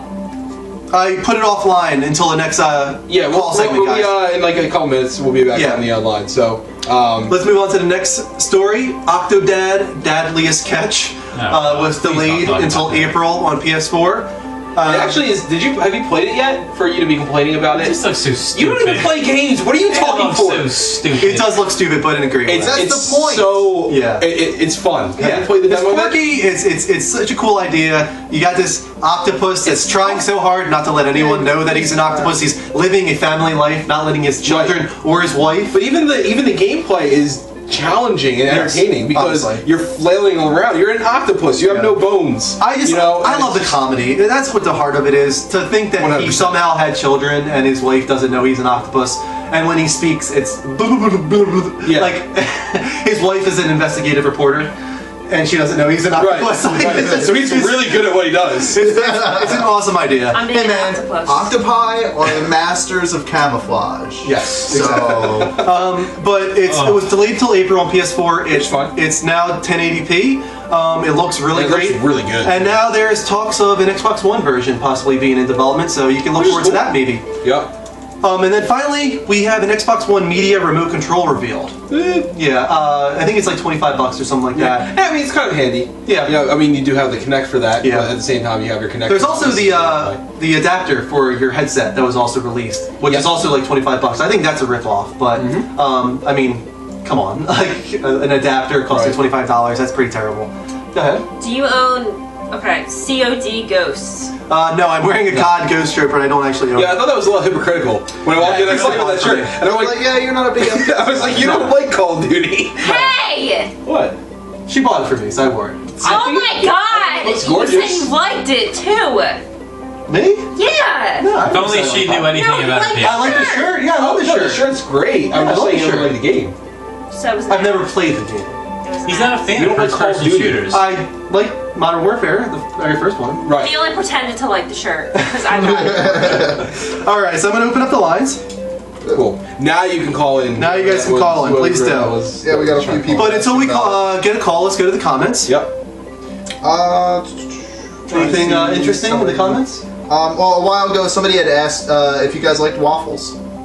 I'm actually a waffle guy. I'm not a pancake guy. I'm more waffles than pancakes. Pancakes are so much easier to make, though. True. Dude, I went to Riley Cracker Barrel waffles. this week. Dude, great. if you get a waffle Awesome. maker, they're so easy to make. Yeah, please, Oh, I easy agree. call. I mean, if you were thinking of calling, Why is please. everyone talking about waffles? Why not? Someone commented on We it. could talk about pancakes. Who was it? That's awesome. Hello from North Right, Korea. yeah. Dennis Rodman says, "What's Also up?" black man. Kristen. I am the danger. Hey, Kristen, you're on the Level Up Show. How you doing? Hello. Is this Chrissy Mig? Hello. Is this Chrissy Mig? Yeah. Yay! Oh, hey, welcome. Hi. There's a little bit of an Okay, echo. Sorry about that. Oh, it's okay. I was wondering, have you heard of like the virtual reality thing that the PS4 is doing? Do you guys think it's gonna be like good? Do you think it's gonna be like is that a hit one or of your news miss? things? That's my next story I was going to talk about. So let's get to it right now. Yeah, well, we'll talk about it right now anyway. This is actually something I'm really excited for. Yeah, okay, let me just say what the story is. So Tech Radar actually spoke about this. They reported that supposedly they have like inside sources, of course, or something like that. Tech Radar is Tech Radar is a very big company. This is a so- legit website. This Yeah. isn't like some random ass blog or something. So they pretty much said that they've seen it, and the quality and resolution are really, really good. We lost her. Sorry, Chrissy. But thanks for the Because question. she probably wanted to hear it. She just probably wanted to hear you talk about it. Yeah, well, there was a little echo too there. That's Yeah. fine. She might call back. but- It's for you, Chrissy. That's my name too. The quality and resolution are really, really good. People will definitely be impressed with Sony's built. It has supported games planned to be shown off at E3. Yeah. Now this goes along with what we've already heard. We heard that it's comparable to the Steam headset that was shown off recently. It has a really great resolution, high frame rate, that it pretty much maybe even beats out Oculus Rift. Which I'm fine for, and Well, it's all gonna. definitely. I'm all about this. This is my thing, I'll probably get it before you do even. It all depends on the price, man. Yeah, and that's what we were talking about. So what do you guys think the price should be? The price. You set a price. I set a price. You don't think you $199? I think would be the sweet spot. $299 is what's going to be. I'm going to say it's going to be either going to be $249 or $299. Okay. Or somewhere in between. I really would like to see what would you guys be willing to pay. And I'll pay for a very like a great VR headset. We're talking about like one comparable to Oculus Rift. Right. You got to remember, it's essentially replacing. If you're by yourself, someone like me who I have my regular TV, but when I'm playing by myself, why would I not want what's the equivalent to like a 70-inch TV in front of my face that has probably a better screen than the 32-inch? It's sitting pretty far away from me. Yeah. So the rumors are potentially that GDC. $249. It was It was over $200. See, and I don't understand how you would think that. Like, you got to remember the amount of technology that goes into. That's not the point, though. We're talking. Yeah. Yes, I know. On the PS4 cost $1,000 to me, but $600 was already insane to price that. Here's the why they're able to do that. When you have a game console, you're making money off the software. When you have a VR headset, it's just a peripheral. No, you have to make your money back on something like this. I think that they sell it at a loss at the beginning. Wait for their technology to catch up, and then jump up the price. Hey, we know you guys fell in love with that $200. Now you can get it for $300. No, they would never raise the price. I'm saying, I know, but it's not launch it at $200. Go with the loss at the beginning to get a hold on the market. Right. If they're the first ones to put it out there, they're going to be associated with VR. Even though Oculus Rift kind of has the spotlight on this, if they're the first ones to release it, and they release it at $200, and they get mainstream appeal, and they get people buying it, they're going to be the go-to VR. If it's as good as they're claiming. Yes, obviously. The problem is if it has any flaws at all whatsoever, the other companies will now get a head start to fix that problem and say we don't have that issue. Which is why I said don't rush it. It's a loaded gun. Yes. It's a loaded gun. The double-sided sword here. I'll get it for $300. Someone said $300? No, I said I'll get it for $300. Yeah, like 200 British it's pretty crazy. The PS3 was $600 and the PS4 is $400, and that's why the PS4 is doing so well. That is the sweet spot when it comes to next generation hardware. I think the sweet spot when it comes to a peripheral such as Kinect and a VR headset, I think 200 would be It also depends. I mean, neither of us know how much these parts cost. I'm just going on speculation that they would lose a lot of money. Oh, they will. Yeah, if they launch it for 200, they will lose money. I agree. But I think there will be guys like you willing to spend 300 for sure, and 400 and 500. There's going to be people like that. It just obviously becomes less and less. Right, and I mean, I would be more than happy to see it at 200. So don't take it as I want to pay more money. I feel like it's probably going to be closer to 3 than it is to 2. Yeah, we'll see. Thank you for following us on Twitter, Chrissy. I just saw her follow us on Twitter. Friend us. And friend us, follow us on Facebook, friend us on PSN. We love to talk to everyone. We love to play games with everyone and message back and forth. Do you want to move on to the next story? Yeah, we can do it. We're not getting really anything else. I have a question. I see. Yeah, sure, go ahead. It was about God of War is coming to PS4. Yeah, we've got a few. I would really be surprised if God of War doesn't come to PS4. Oh, at some point. Yeah, I think it'll come. They're just giving it a little bit of breathing room. Especially after Ascension. Especially after Ascension, exactly. Imperial Nerd wants to know if there's any RTS games coming to the PS4 soon. Helldivers looks like it might have a little RTS. RTS, and almost like like the StarCraft feel. Yeah, a little bit. Yeah, what more of the top down? Yeah, that's all I know of right now, though. There's nothing really else. The benefit is you have the potential for it because it natively supports the keyboard mouse functions. Yes. So that's becking for RTS. Yeah, definitely. So hopefully we see that take off. I think what Sony really needs to do, to be honest, is make their own PS4 branded keyboard and mouse. Yeah. I think honestly, not only would they sell the shit out of those, but it will help get that out there. And then I think once the consumer audience, the mass audience knows that you can support, because most people, I would be surprised if half these people watching right now know that it supports the keyboard and mouse natively. There's a lot of people that don't know that stuff. So I think once they know that and developers see that they know it, they'll be more eager to make games like that. So we got a few people asking what we think of Thief. I don't have it. Mike doesn't have it. I've been watching streams. I've watched a couple things. It looks like a solid game. I'm not going to get it. I'm going to tell you right now because I'm playing Final Fantasy 14 beta. I'm going to be playing Ground Zeroes next month. I'm going to be playing South Park next month. Infamous next month. Yeah, I'm getting all of them. All right. So there's a lot to play next month. We got South Park in what, 2 weeks? Yeah. A week? What does South Park cost, by the way? Is that 60? It's the $60 game. It's normal. I was surprised actually, but then when I see the content and how much time you're going to be able to put into it, yeah, I'm not surprised at all. So I'm hearing optimistic news recently saying that even though it's 2 to 3 hours, there is content in here. If you really want to for Ground Zeroes. Okay, I was talking about South Park. Okay, I'm talking about Ground Zeroes, and it sounds like for the people that just want the story campaign, you might be a little disappointed, but people like myself that are going to try and finish it to the fullest. And that's what I told you. It sounds like there's going to be 6 hours or so, which is okay. $30, it's okay. I'll take it. Right. I love Metal Gear. I can't resist. What can I say? So this has been rumored, especially with the Japanese launch happening, I think yesterday maybe, but PS4 will be in limited supply until April, especially in UK and US and stuff like that. And this was actually not only now official, but this was backed up by 2 weeks ago. Yeah, I was told this when I was still at GameStop. Yeah, this has been rumored for a little while. So this is they even said make sure you push it out, make sure people know this is one of the last times we'll be able to. Yeah, we might even see Xbox One take a head on the NPD next month. What's going to be really sad is when it doesn't. If it doesn't, that would be sad. But I really see it taking a head. Here's some quotes, though. We got PS4 pre-orders were so big that we were pinching ourselves and wondering if people were pre-ordering in more than one place and if some of those pre-orders were real. We were getting numbers we never imagined, let alone seen before. But it proved to be real. How do I reconcile that? I think the world has changed since the PS3 launched, and I completely agree. But on top of that, they're just doing it right this time. PS3 did so many things wrong at launch. PS4 is just kind of rectifying every single one of them. Price point, launch software, indie support, just gamer-like relations almost. You know what I mean? Just they're really speaking to the gamer this generation and saying we love you, love us back, kind of thing. So I think that's really what it has a lot to do with. But on top of that, I think that with Amazon and stuff like that really taking ahead, it's so easy to pre-order that you don't have to wait in line for such a long time anymore. It's really changed the way we get these new consoles in a great way. I mean, I got it at GameStop like in 20 minutes that night. Right, and even in general, I mean,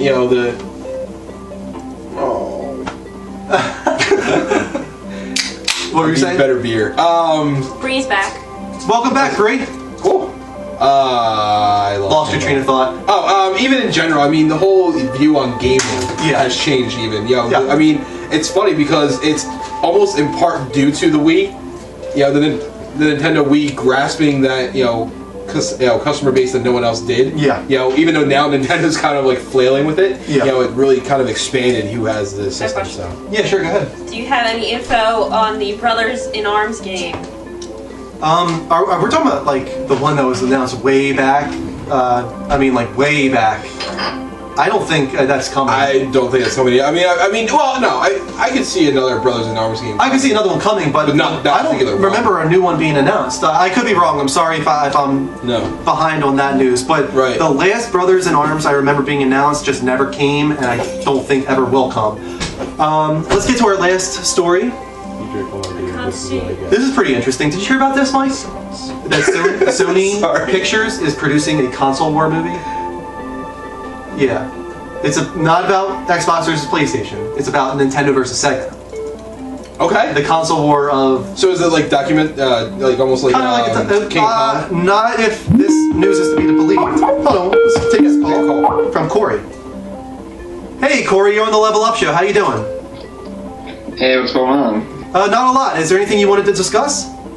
Yeah, I wanted to talk about the, if you guys are like big Metal Gear Solid fans, what do you think about the new kind of beta they're coming out with, $40 soon? Yeah, I'm disappointed with that, although $30 digitally, that's a little bit of a better pill to swallow.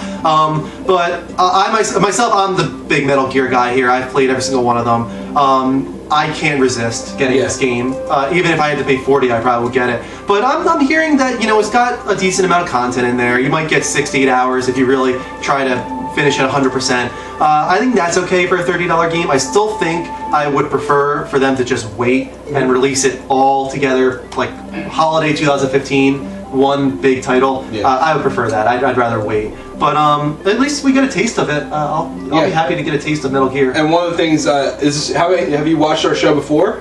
Or no, it's my first time. I just was roaming through here and saw it was pretty cool. Yeah. Cool. Oh, thanks for watching, man. We actually talked about it 2 weeks ago, I think. Yeah. The length of it and how that, how much of an issue that was for everybody. It's one of those things where it's now almost more confirmed.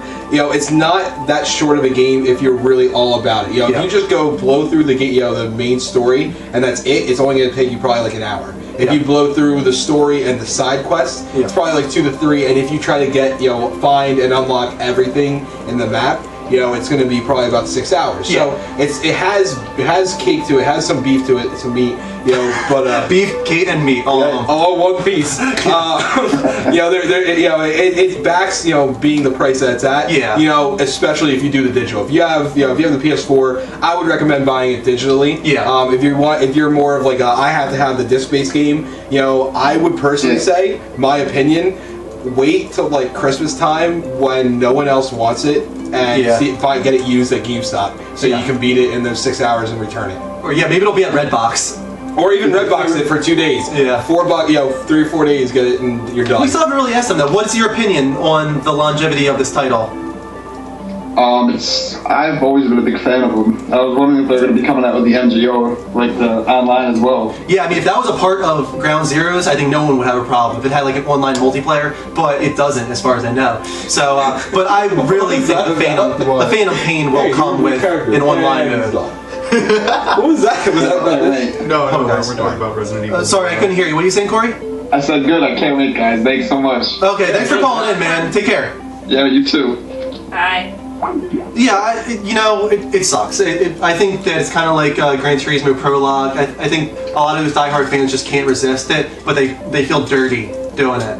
It's just like, I can't resist. Right, and that's why, if anybody doesn't know, here's how you break the system. You want to get a game, get it at GameStop used, play it for your week, and then return it. Yeah. It's called the Or Redbox it, or Gamefly or something along those lines. Right. But what we were talking about before we got the call, thank you for the call, Corey. We're talking about a console war movie focusing on Super Nintendo versus Sega Genesis.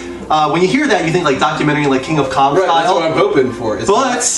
It's being written by Seth Rogen and Evan Goldberg. Alright, so I'm still not... When you said it was being written by, I got really scared for a second, but it's Seth Rogen. And he's a... I'm sorry. I think it might be Scott Rudin, who did Moneyball and the Social Network, writing it, but it's directed by Seth Goldberg and Seth Rogen and Evan Goldberg. That's a really... What does this... I don't even know. I'm so confused by this. What is this movie going to be? Shouldn't it be like the other way around? Yeah. I don't know what this movie's going to be. This is the first I'm hearing about, so I'm really going to have to dive into it. It's based off a book, actually, by Toby Mundy, called Console Wars. God damn it, now I have something to read, Drew. A riveting behind-the-scenes business thriller that chronicles how Sega, a small, scrappy gaming company led by an unlikely visionary, took on the juggernaut Nintendo and revolutionized the video game industry. So it's essentially it's going to essentially be Jobs, but for Sega. God damn it, I'm really mad right now. There's got to be some comedy in there, I would imagine, with Seth Rogen and Evan Goldberg. I would have to imagine. I'm really scared. Yeah, you don't have to watch the preview for his new movie, by the way, Neighbors. Yeah, that looks fun. That looks awesome. Yeah, it does look awesome. I'm dying for that. Alright, guys, let's take a few more calls and go to the comments before we move on to what we've been playing. Let's see. We've got a few questions about the YouTube app for PS4. Oh man, don't you wish that would about come? There's no news, guys, on the official announce. If you want to get something similar to it, go to youtube.com/TV on your internet browser on your PS4. It's very similar to the app, a little slower, a little clunkier, but it does get the job done. Right. And you guys got to remember, there's a couple conferences coming up. Not only is E3 in May, but GDC is in what, 3 weeks? I think. Yeah, something like that. Yeah. I think it's like not even 3 weeks. It's like the 20th of March. All right, so yeah, it's like 3 weeks. Yeah, it's almost 4 weeks. So yeah, you got that coming up, and then I think that's the only one until May for E3. Yeah. Right. But then you got E3. So I would expect to hear some more information, if not at GDC, at E3. Yeah. Yeah. I'm sure they know. It's not like they don't know that people want it. It's not like they're just kicking tires waiting. Yeah. You know, I think they know. So I think you're gonna hear something. I think the next update I think will probably be a big one. Right. And I think it'll probably come next month. I'm really excited for E3 this year. Yeah. For nothing else than what they're going to give us on PlayStation Plus. Yeah, I know. It's always exciting. My god. If anybody hasn't had PlayStation Plus up until the PS4, you really missed out. Last year for PlayStation Plus, they gave us in 1 month Uncharted 3, Saints Row 3, Little Big Planet Karting, Deus Ex, XCOM, Machinarium, and then July 4th, they gave us Battlefield 3. Yeah. That was huge. Yeah. And E3's usually when they do 1 that. month. Yeah. And they do that. They did that the year before. I can't remember what games it was that year, but they give you a ton of games. So I'm really excited to see not only what they do for PS3, but for PS4 as well this year. Definitely. Maybe even Drive Club.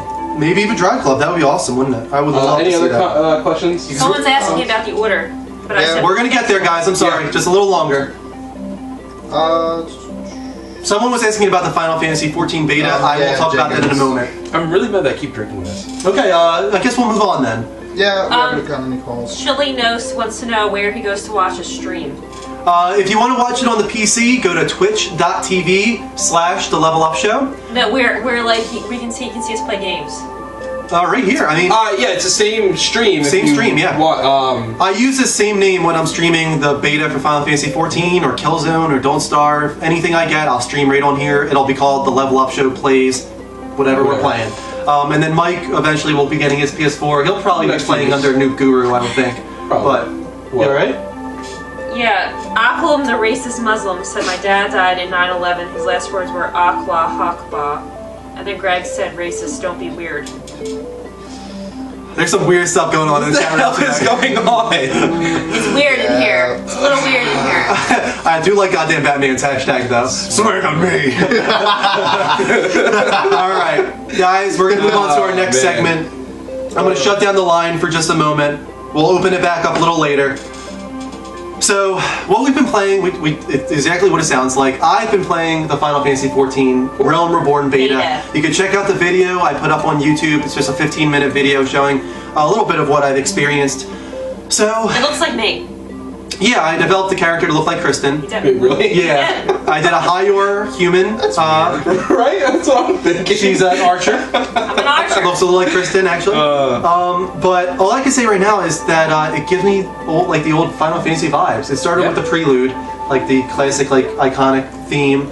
Has the Final Fantasy fanfare music, all that kind of stuff really gives it that feel. The Chocobos and Moogles are everywhere, but it's a little overwhelming, like any MMO, I think. I kind of didn't know where to start and what to do, and it has a tutorial at the beginning, but the big problem is that the text wasn't really, I don't think, modified from the PC version, so it's almost like you're looking at a computer monitor 10 feet away from you, and the text is really, really tiny. So tiny that you have to get within 3 feet of the screen to read it.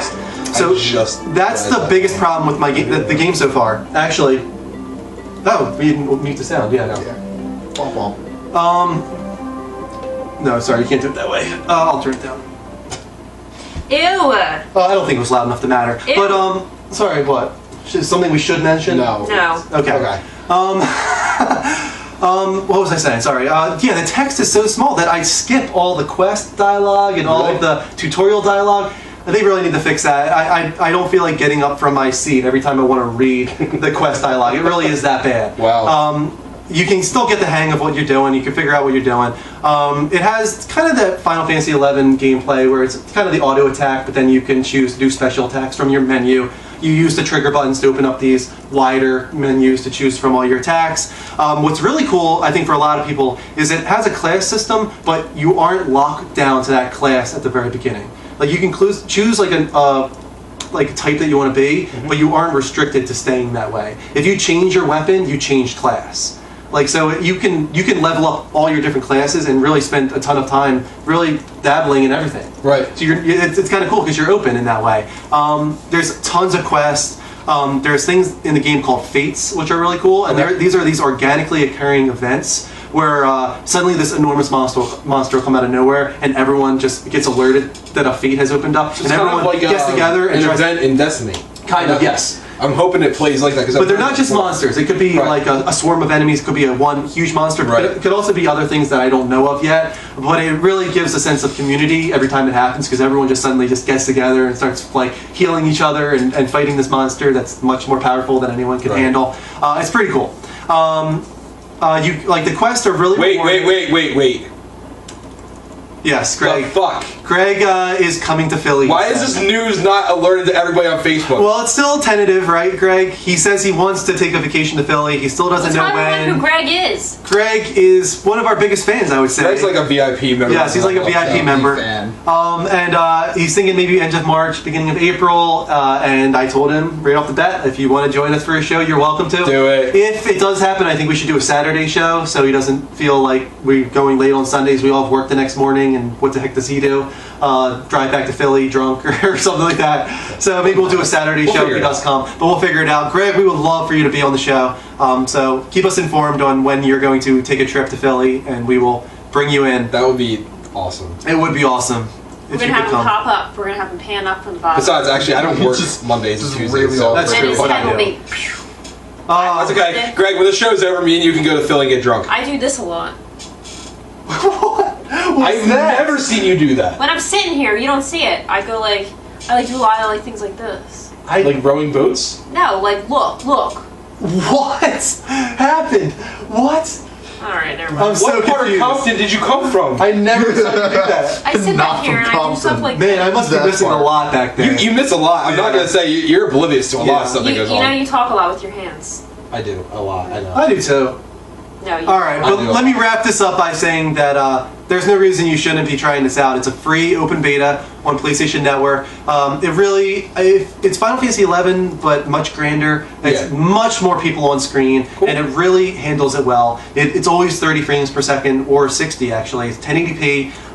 Spells look great, even when you have these fates going on where you have like 50 people all going against one monster. It doesn't really slow down that much. Right. It's really, for a beta, I'm really like pleasantly surprised. And it really brings back the old Final Fantasy feelings, which is really all I can ask for. It's not really, I mean, I'm guessing it's a beta, but at the same time, it's been on the PS3. Yeah. Yeah, so this is a cross between the PS3 and PC, which has been doing pretty well on after the first issue. So Square Enix, fix the text size. Yes. And I'll be a lot happier. And that's about it, really. Cool. That's really my big complaint. That's all you've been... That's my biggest complaint, yeah. And that's all I've been playing, yeah. Okay. Yeah. Yeah. Go ahead. So I actually have two. Okay. The first one is one of the PS Plus games we got was Payday 2. Okay, yeah. So I got into that, and I played it before for a little while, and I really liked it. I was going to get it, and I almost got it a couple times, and for some reason I never did. And I'm playing it now, and I love it. I'm kind of glad I didn't buy it, because I feel like it's something that, even though I'm playing right now, I'll probably stop playing altogether. Yeah. But it's definitely fun. I think it's actually something you would enjoy, because you don't have to go in guns blazing. Okay. The one thing I didn't realize is there's a lot of ways that you can go into the level, into the one mission or heist that you're trying to do, and not kill anybody or just go completely silent and maybe kill one or two. So you would actually like it. Okay. There's a lot of strategy and everything like that to it. So I think if we want to do a play session one night, that could be pretty cool. Cool. But it's fun. I mean, there's upgrading. There's a lot of intricate. The stuff that I like. You know, upgrading your character and unlocking new stuff. You know, all that stuff that really makes a game great to me is in there. So it's definitely fun to play. You know, it's tough, and if you play with the right people, it's great. If you play with random people online, though, it kind of sucks because, like, you're just trying to, what's annoying is you have to be engaged in communication on the headset. Yeah. You know, you really do, because otherwise you're a person like me, and you go into a map, and you're following around a person who's following around another person, who's following around that person, and that person's following you. Yeah. You know, so it's like no one really knows what they're doing unless you have to talk about everything. So I played that and StarCraft 2. I went back to StarCraft 2. Really? Wow. Yeah. I got it a while ago and I liked it, and I got a message. Someone hacked my account for Diablo because I never played it. Yeah. For Diablo 3, and I was really pissed. So I went on there. I was like, oh yeah, I have StarCraft. So I downloaded it and I've been playing that, and I love it and I hate it. And that's why I stopped playing it, I think, in the first place. I love it and hate it. It's so, to me, it's fun, it's great, but it's so hard when you play against, like, really good people. Especially when they're playing as Zerg and they Zerg rush you. God damn it. I have no idea what you're talking about. I know you don't. Mark, never played StarCraft. You played StarCraft, right? Nah, no? That was a big Gogol. Yeah, alright, okay, yeah, that was... Those guys were really into that. People keep calling her Batgirl, because that's exactly what you are. Yes, I lived in Philadelphia, that's where I lived, and I moved to New Jersey to be with him. And we go to New York sometimes. Sometimes, every now and then. We're going in April again. Yeah, we're going to see Circus Soleil in April. Circus Soleil! Yeah, for the second time. Because it was awesome the first time. Yeah? Yeah, it really was. And the one thing that stands... I can't imagine anyone not liking that. The one thing that stands out about where we went, where was the theater? Name of that theater in New York? Radio City Music Hall. It was Radio City Music Hall? I think so. But the toilet seats were covered in like this plastic, and you just pushed a button and new plastic came around and it just kept feeding it. So like your butt never touched the seat. Yeah. And I do want to add that this wasn't in the men's room. No, it was so Only cool. in the women's room, of course. It was so cool. Granted, they do sit down. Right, New York, New York. That's where. What? No, he wanted to know where in New York, and I said New York, New York. Yeah, New York. That's where we were. We weren't in the burbs or anything. Before we move on to our next segment, first of all, I opened up the lines, guys. We'd like to hear about what you've been playing. We're actually moving a little quick tonight, so I figured maybe we'll take a little time. Or have a little question. I mean, for people that are new. We'll go to the comments. Call in, talk about what you've been playing, talk about news stories from earlier. Right in front of me. Whose place are you in, and how did you get together to do this? That's a great question, actually. That's what I was saying. Okay, Jeez, so you're oblivious to everything. I'm not a friend of high school. Well, yeah, you're in. Well, let's first start off and say that this is the Level Up Show. We're a gaming dedicated video cast. Something that I feel like we always wanted to do in a way. Mike and I started off wanting to do kind of like a podcast mixed with a website. Right. We didn't have the people behind it to really support it. It was us. Yeah, it was just the two of us, and we had a lot of great ideas, but it was above us. It was way beyond us. So when this came around, I saw the Spartan Show doing it, and I immediately called Mike, and I was like, Mike, we need to do this. We need to do this. Like, we were waiting for the opportunity to talk to people about 3 days later is when it came over, we did it. I got so excited at the possibilities because we've been wanting to talk to people about gaming for so long, either in podcast form or now both. Right. So it just was a great opportunity. If you don't know who we are, let's say again. I'm Andrew. I'm Batwoman. Also known as Kristen. I'm Mike. I'm Mark. And the three of us knew each other in high school. Yeah, me and Drew actually made films. By the way, you know what's really entertaining? I went to a family party. My aunt had saved a news article that had me, you, and Pat in it from when we won that film festival. Oh, really? Yeah, it's actually in my car. I'll show you it. That's cool. But we did some film together. We did 2 small films together. We won Rutgers Film Festival, which was really awesome. Because we were in high school and they were all college kids. Yeah, that was really awesome. I met Kristen at Jefferson University. You don't need to say my university. Yeah, it's not a big deal. People already figured out who you are. I went to a dance actually with a friend, and I met her there. What was that? Talk to the television. And then we've been together for 3.5 years. No. More than that? Well, now 4, yeah, because we just passed April. How did I know this? I said this earlier, actually, to somebody else. 4. Well, yeah, I guess if you consider February, whatever, as our get-together. Yeah, we've been together for just 4 years. And we're getting married in May. Oh my God, we're getting married. Yeah. Woo! So that's us. We hope you guys are enjoying the show. We do it every Sunday at 10 p.m. Eastern Standard Time. If you guys want to add us, please do. Especially on PSN, me and Mike. And we actually, we not only do we want you to add us, but when we say we want you to call in and we read the comments. Yeah. The one thing that we want for a show is we want it to be, we have the knowledge. We're really into the industry, but we feel like that you guys don't have a voice. Yeah. And I think that's great. Like when we get calls in, people are glad to talk to us just because they can express what they feel and talk to other like-minded people. And on top of that, we can't play everything. We have lives. We work. We try and play as much as we can, but you guys can fill in those gaps for us. Mm-hmm. So if there's a game we haven't played... And there's games I won't play. I won't touch an NBA. Yeah, there's some games I won't play. Yeah, someone said something about NBA 2K14. Great. Congrats to you and all the power to you. I'm not touching it. Yeah. So we love you guys to call in and talk about things that we haven't played. Greg just told me that Kiefer Sutherland is going to be in the new Mortal Kombat. That is something that I think was was it? It might be confirmed now. I think it was rumored. I heard a rumor. It was but just confirmed. I think maybe right before the show this afternoon. Really? I don't know what his part is. Greg, if you'd like to call in and talk about that, please do, because I don't know all the specifics of that story. Anyone, please call in. I'm pretty sure the lines are open. Yeah, I saw the thing about it, I think like 3 or 4 Yeah, days lines ago. are open. So excited for, what is it, 24, I couldn't think of the name. Yeah, coming back. May 5th, Jack is back. Hashtag. Hashtag. Jack is back. I think you did that out of order. I'm so pumped. I'm going to get a bunch of 24 shirts, maybe even a mask, and, you know, because that's what I like to do. Any questions? Why do I feel like she's going to start interrogating people? Right? Please don't. Any questions, Mark, that we've missed? Maybe I will. Not really. Okay. I thought we move on to On the Spot then. On the Spot is a segment where one of the 4 of us comes to the show with a topic that the other 3 don't know about. And then we just kind of wing it and see what happened. Do you have one? I had one. It came from conversation from this chat room. Okay, sure. Oh, go for it. How did your parents reprimand you? Ooh. Someone said that their mom used to hit them with a fly swatter. I feel like we're kind of going into bad territory here. Not just because I don't want to say things about my parents, how they scolded me. Someone said the soap in the mouth. I had the soap in the mouth. Yeah. I had it worse. Okay, how about we go through each of us individually? So go ahead.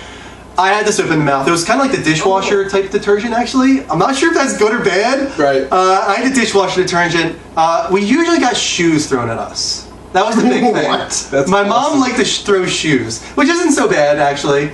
It's just kind of funny. Like, who throws a shoe, as Austin Powers would That's say. painful. It can be if it's a high heel. Who throws a shoe? But it's very rarely high heels with my mom. So it only happened once, and that was with my brother. It did hurt him. It did cause him. Number 1 show we've ever put on. Yes. I'm gonna stop there. My parents, they weren't out of line with us. I think there's nothing wrong. Your parents are Myself, I think there's nothing wrong with a little reprimanding of your children. Greg's mom threw alcohol bottles at him, and that's why he's an alcoholic. You know, sometimes your kids need a spanking. It's all Drew loves shoes, so there you go. So go ahead, Mike. How did your parents? I had the soap, but I had the squirt antibacterial soap. Ooh. Ew. Awful. Yeah. Awful. So bad. So that was pretty bad. But you actually never got to meet my mom. But my mom was 4'9", 4'10". Really? Yeah, she was short. She was smaller than me, believe it or not. Yeah. So it was really entertaining when she would get mad at me. She'd want to do like corporal punishment, try to like hit me, but I was so much bigger than her, so it kind of be like, okay, great, and it didn't do anything. So the one time I remember, she actually got mad at me and went to go hit me with a wooden spoon. And she hit me, yeah. They're bad. Normally they're bad, right? Except when it breaks on your shoulder. Ooh, yeah. And I just start laughing. Well, let me go back to myself here. Hangers, the plastic ones, those hurt. Oh. And Put them around your they neck? especially hurt. No. If you like hit someone with them, it has that Yeah, I know. grip to it. Right. But the worst part is if it breaks. The plastic? Because then it breaks off becomes at like a sharp jagged edge. Right. Yeah, so that's a bad one too. Awful. Someone's mom, Big Beeb, he said his mom threw cups of milk at him. I don't know what that means. Someone Why else, so weird? Cockaduki says, You wait right there. oh, goddamn Batman, can we stop talking about him? Oh, sorry, Batman. This is a sore subject for Batman. Womp womp. I'm so sorry, Batman. Wait, someone else, Cockaduki says, my parents dipped me in hot wax and waterboarded me for fun. I'm gonna pretend that was not true. Mark, did your parents reprimand you in any way? My parents, I guess, decided to try a variety of things. Oh, okay. Because my older brothers versatile. were, I guess, the troublemakers. Okay. Because they were so much older than me. It's like, okay, well, this clearly didn't work. And they tried to change things as I was growing up. Because I used to get spanked. Okay. Sometimes they would try, like, the wooden spoon. That never worked with They my older adapted. brothers. They're adapting. Eventually they started doing like just timeout, like put your nose in the corner, and you would just stay there until they were not mad at you anymore. And that was actually kind of successful because it really sucked. You're standing there doing nothing, and it's terrible for a kid to stand there and do nothing. Yes. Someone's trying to call it But a then, topic, by the way. But sorry. Then they also It was Greg. Greg, I'm gonna call him back. They used soap, and they did hot pepper flakes, Ooh. which was successful. Really, that was That would imagine so. That put like fear into me. Like I do not want these pepper flakes, but I fucking love spicy. Greg! Jake wants to know. I Hi, cannot. party people. I cannot hate. spicy food. I just wanted to. Sorry, Mark. Are you still finishing? Yeah, no, I'm done. Go ahead, Greg. That's what she said. All right, just making sure. Being what was I missed something there? You said, "Are you still finishing?" And Kristen said, "That's what she said." I'm proud of her. That was good. So I got the quote from Polygon is where I read the thing. I don't really follow Polygon, but I remember seeing Kiefer Sutherland and I was like, holy poopsicle twat, like that needs to happen. Sorry for my very Oh my God. So that's the thing. He's voicing one of the characters. He's not like being Kiefer Sutherland. Okay. But yeah, that's Kind of like Call of Can you Duty. imagine if they had a Kiefer Sutherland fighter in Mortal Kombat? Keep my heart right out of my chest, please. That was you. I love. Oh, you're a D24 fan. I want to say one thing about my mom. What she used to do was, especially when I used to do like Super Nintendo and all this crap. She used to remember when you had like the AV jacks in your television. Yeah. She used to come into my room and she used to think she was so badass. She'd be like, Greg, clean your room, or whatever she would be yelling at me for. She'd pull out the jacks of the television thinking she shut off my console, and then she'd like walk out all badass. She's like, he's not playing more video games now. And I'd plug it back in. You'd plug it back in, yeah. She had no idea. God rest her soul. God bless Louise. What? Oh. She's alive. She's alive. Oh, okay. No. Sorry, I didn't want. Oh, Batman's gonna yell at me for that. God bless. Oh my God, Greg. Oh, this is All right, Greg. Thank you for calling. You guys are perfect in every way, shape, and form. All right, man. Oh my God, that took me by surprise. You know, it's just God really rest your soul. I was like, Oh me and Greg have something in common. All right. I'm done. Okay, that was a good one. I like that. Good stuff. You know what I just realized that made me really sad? I just said after the show's done, when Greg comes, we can go out to a bar. Greg can't drink at a bar. What? Greg's not old enough to drink at a bar. No one can That's hear true. you. Greg is not old enough to drink at a bar, so Greg, we're gonna have to Probably figure has that a fake ID. out. We're having a house party. It's fine. All right. Like, this is the first I've heard of Another new segment that we started up last week. Maybe you actually would introduce this. It's called. I forget what it's called. It's called A Wild Game Appears. A Wild Game Appears. Yeah, she said it exactly. We're going to talk about the Order 1886. I want to test her. Actually, do you remember who's developing? It's I know it's published by Sony. That's true. It's a Sony exclusive. And it's developed by Ready at Dawn. Ooh. Yes. Nice. Okay, I'm going to keep testing her. Okay. No, I'm going to keep testing her. Now, what did Ready at Dawn do before this game? They did God of War for the PSP. That's correct. I'm proud. She's been researching this a little bit. She really wants to get into this more. So this is her first console game, which is kind of the big news about this, right? And people are giving them crap about it. They are a little bit. Not so much about this being a console game. So last, I think it was Thursday maybe, the embargo lifted on the gameplay trailer. And when it first came out, everyone was raving. And then all of a sudden, it started changing. The theme started changing away from, oh my God, this game looks amazing visually, to this looks like it plays last gen. And we're going to be getting into that with Topic of the Week. But first, let's talk about the Order. That's not what everybody said. No, it's not. It's here and there. I think everyone is optimistic with this game. Let's get that out there right now. A lot of people are trashing Colin Moriarty on IGN because he's so known to be like Sony centric and really looking forward to like alternate history stuff. Which would be why he was. His big complaint, only really big complaint, is that it didn't perform that well. It was a little choppy. The frame rate dropped a little bit. The transitions between scenes was a little quick and stuff like that. So he was just concerned that this game could potentially come out in 8 months. Are they really ready? Right.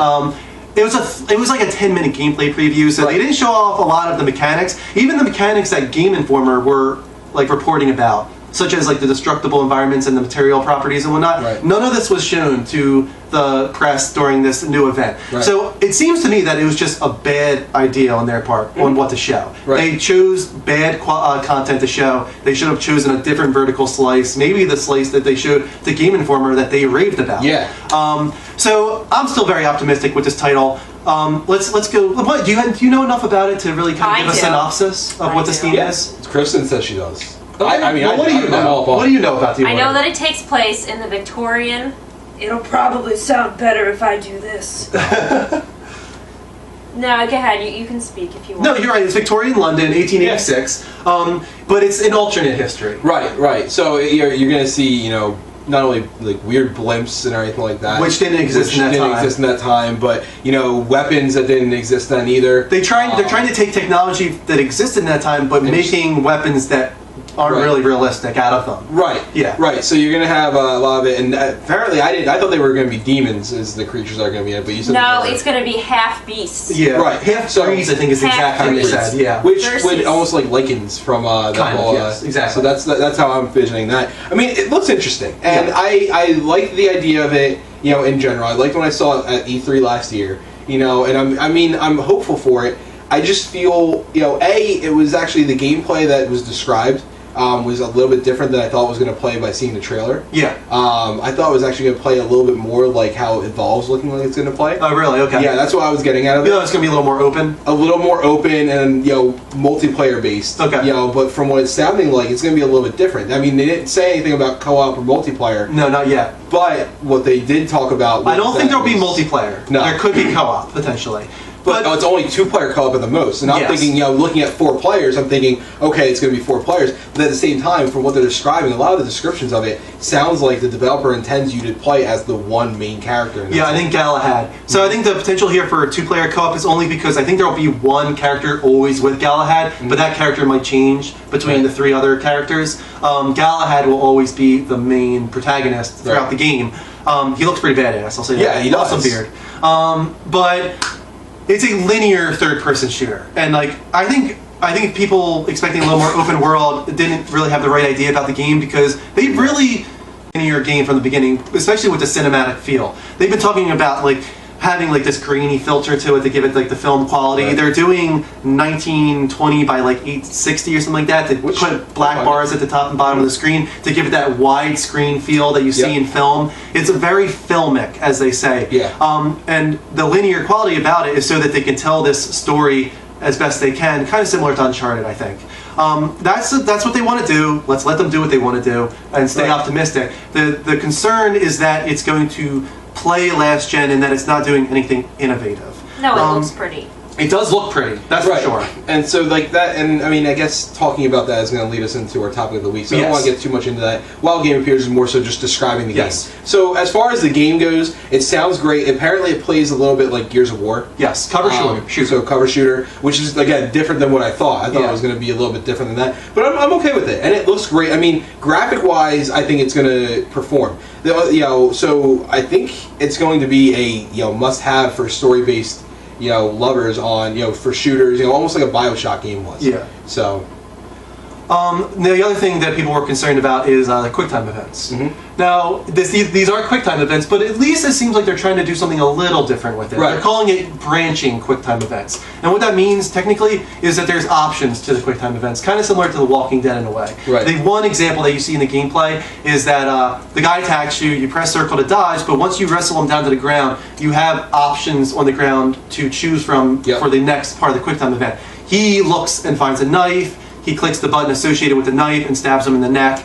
That's one potential possibility. I don't know what the others are. Maybe you can strangle him out. Maybe there's another item. But there's potential for them to do maybe some interesting stuff there. At least they're not as simple as A pops up on the screen, press A. Like Resident Evil 5. Yeah, or God of War even. Yeah. So that's another potential, not for a groundbreaking gameplay mechanic, but at least a new take maybe on something that people are getting tired of. So it seems like the Order is this Arthurian type descendants, maybe just even descendants of the Knights of the Round Table. And I was just about to say that. Yeah, because you see in the trailer actually that you see a round table about the game, because I know you were into it, so I feel like you feel defeated that you're not talking about it. I'm not defeated. I'm Batwoman. You see part of the trailer. You see a round table. I was going to talk about blood. Oh, yeah, I think I know what you're talking about. The blood dripping. It's not blood though. It's actually called black water. Black water. Yeah, and that's one of the big kind of mystical qualities of games, supposedly, is that the Order has been around for hundreds of years, and it's because of this black water, which is this substance that I think they drink to give them either eternal life or just longer life. That's why someone still has the name of the Galahad. So maybe they are literally the Knights of the Round Table, or descendants, or something. But this Order has been around for a long time, and it sounds like these half-breeds have been around for a long time. And this is a war that's been raging since like hundreds of years ago. I love the Backstreet Boys. Sorry. Yeah, I know you do. So I think the story itself is really interesting. I love alternate history. Yeah, I'm all about that. Yeah, I'm all about that. It seems like they want to keep you in the game even when it goes to cutscenes. For instance, in the gameplay reveal, there's a moment where you see Galahad pick up a weapon in what seems to be a cutscene. What they're not telling a lot of people is that you are still in control in a sense. You're able to rotate that weapon and look at it and do things even during the cutscene. It's all real time to the point where they don't have pre-recorded cutscenes. It's all real time so that there's going to be moments where maybe you could look at things differently than someone else watching that same cutscene. You could rotate weapons, you could rotate the camera. You could reach back and grab a knife. It sounds like they're trying to keep you at least in the moment. Right. They're not trying to take you out of it. The concern there again, though, is does that mean we can't skip cutscenes? Because that can be a little annoying sometimes. Only on, to me, I feel like when you skip a cutscene, you're kind of skipping what the story is meant to show you. And this is a story-based game. Right, so I feel like that's fine. The only thing that's a negative for me on that one is when you have like a replay. Like certain games I need to replay to get, maybe I want a trophy or something like that. So, it's a little disappointing, that you can't skip it for that. But for the first playthrough, I don't think anybody should ever skip a cutscene. Yeah, I agree. I'm going to call Matt back. He called us earlier. Okay. I just want to see what he wants to talk about. Hey guys. Hey Matt, sorry, we were talking about the Order, 1886. Is there anything you wanted to talk about? Yeah, I wanted to bring up something about Titanfall. Oh, sure, go ahead. Yeah, we didn't talk about that at all. No. Last week I heard that Nvidia had announced that their video card can run Titanfall better on there when played on PC, unlike the Xbox One. Yeah, Xbox One. Yeah, I think that's granted, right? PC's going to run it better. Known. Yeah. Board. PC is still probably going to be a step ahead when it comes to, especially moving forward. There's going to be like a gap that widens between PC and next gen. It's always works that way. They'll probably continue that way this generation for sure. You haven't played Titanfall, am I right, Matt? No, I haven't. That's awesome. And I wouldn't be able to anyways because I don't have Xbox 360, which I used to have, or an Xbox One. Oh, okay, he doesn't have the 360. You could play on PC potentially, though, right? Yeah, I could. It doesn't sound like you want to. Nah, I'm not really a PC gamer. Okay. Yeah, and it plays so much better on the console. Because really, you think it plays better on console? Yeah, so I actually got to play it. Okay, go ahead. I forgot to bring this up. I actually got to play it, and it was being played on a PC. And it worked okay. Yeah, but you definitely felt like you were missing out on stuff, so we actually hooked up a Xbox 360 controller to the PC, and it played so much better, and it looks great. It plays fun. I mean, just being able to jump around and hang from the walls, strategically placing, the call down for your Titan and everything like that. It's just, it takes Call of Duty to the next level. I'm dying for this. It's gonna be big, man. it's gonna murder COD. Yeah, I think COD will still do great, obviously. Yeah, I think it has like a couple years out of it. If that game ever sells well on the One or 360 or PC, it'll probably get a sequel move to the PS4 even. We'll see. It depends on how much money Microsoft is willing to throw at Activision. If it does really well for Xbox, I could see them feeling it's worth their dollar. They'll buy it out. Yeah, they'll buy it out. So it's going to be a waiting game right now. Titanfall is in no way coming to anything other than 360, Xbox One, and PC. So don't expect that for sure. Don't get your hopes up. But man, thanks for calling. Thanks for bringing up Titanfall. And I also want to mention that I heard from a reviewer called Stone Fox Mia, which I would recommend you guys check him out on YouTube and Twitch, by the way. And that he had announced that the Final Fantasy VII remake is actually going to happen. I'm not saying it won't happen. Right. I just don't think it'll happen anytime soon. The creator of it, basically said, it's not like he doesn't want to do it. Yeah. But for him to do it, we were talking about this at the beginning of the show. Yeah. For him to do it, it would literally have to be the epitome of everything he's done. Yes. Combined, this is like his swan song. Swan song, exactly. Right. Exactly what I was gonna say. It's his swan song. I think he really has a love for that game. I think he was director on that, and he really wants to get back a lot of the original staff. And he would have to have a huge budget. He'd have to have a budget similar to Final Fantasy 15, which went on for 7 years. Right. And I don't know if Square Enix is willing to put down that much money on a game again. Right. So I think it's safe to say we have at least a decade for that. I probably agree with that. We'll say that. But thanks for calling, Matt. All right, anytime. And you know what? I am not going to even I'm not gonna even bring up the number because I lost track. I lost track too, man. Yeah. But thanks for calling. All right, anytime. See ya. Peace out. Peace out. Peace. Question: Yeah, sure, go ahead. Is the South Park game multiplayer? No. No, it isn't. No, it's not. Okay. It seems like it would because there's so many people in it. No, it's an RPG. It's a turn-based RPG. Yeah. Yeah. So it's your own. You control multiple characters on the field. I think, like turn-based, Yep. but I guess you can have other people. From what I to understand, control. you have 2 people in your party at all. Two people. Is that it? 2 people. Okay. From what I understand, it might be more than that, but I remember seeing something about that. I'm so excited for that game. I'm dying for it. Are you actually getting it launch day? I think so. We're pretty close to it. Yeah. Yeah, I think so. All right, I think we're on to our next segment now. That was The Order, 1886. yeah, a wild game appears, and we're going to be doing that every week, where we take one game each week that we really think people want to hear about, and we just try and go as in depth into that title as we can at the moment, at least. Yeah. And we're 1886. They're leading into our next topic, which is topic of the week. Right. We want to find out from you guys, especially, what you think defines a game as next gen, because It was when my this. week to rant. God damn it, I completely forgot about that. Do you want to do a rant? Let's get into the topic. People really seem to be into the topic this Yeah, week. so I don't really have one. I'll do We'll save a rant for next week. Sorry, guys. But I think we want to call back Jay Gons, right?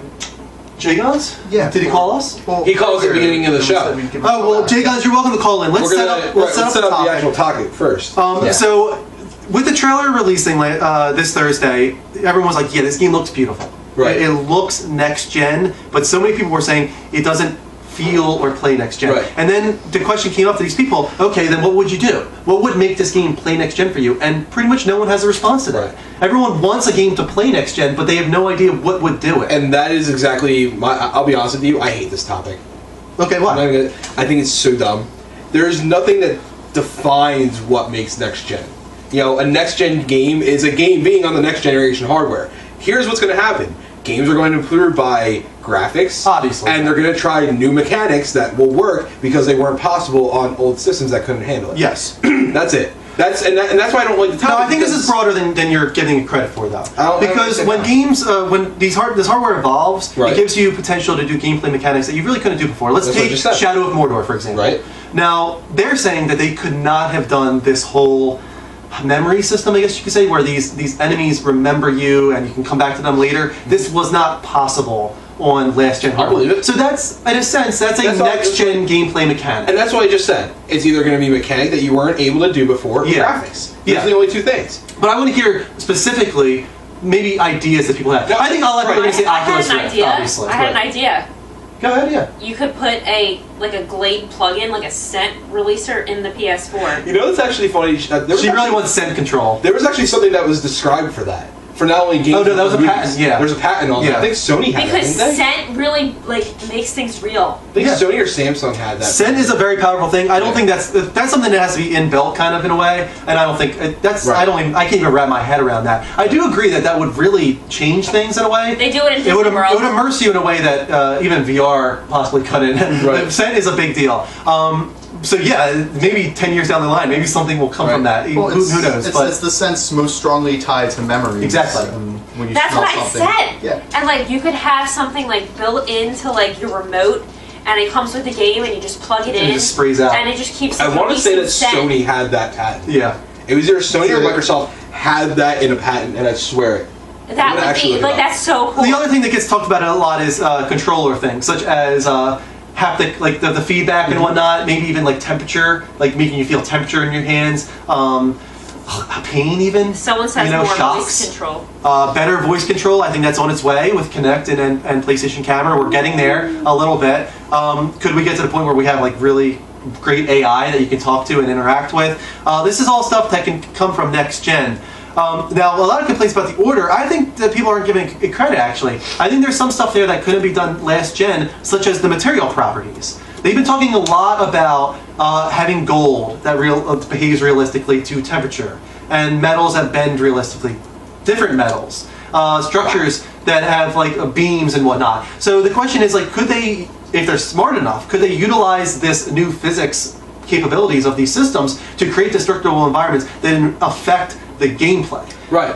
Can we get to the point where, I see this certain material over there, I can pull out this weapon that has this heat, shoot it at that, melt that member, bring down the structure, stuff like that.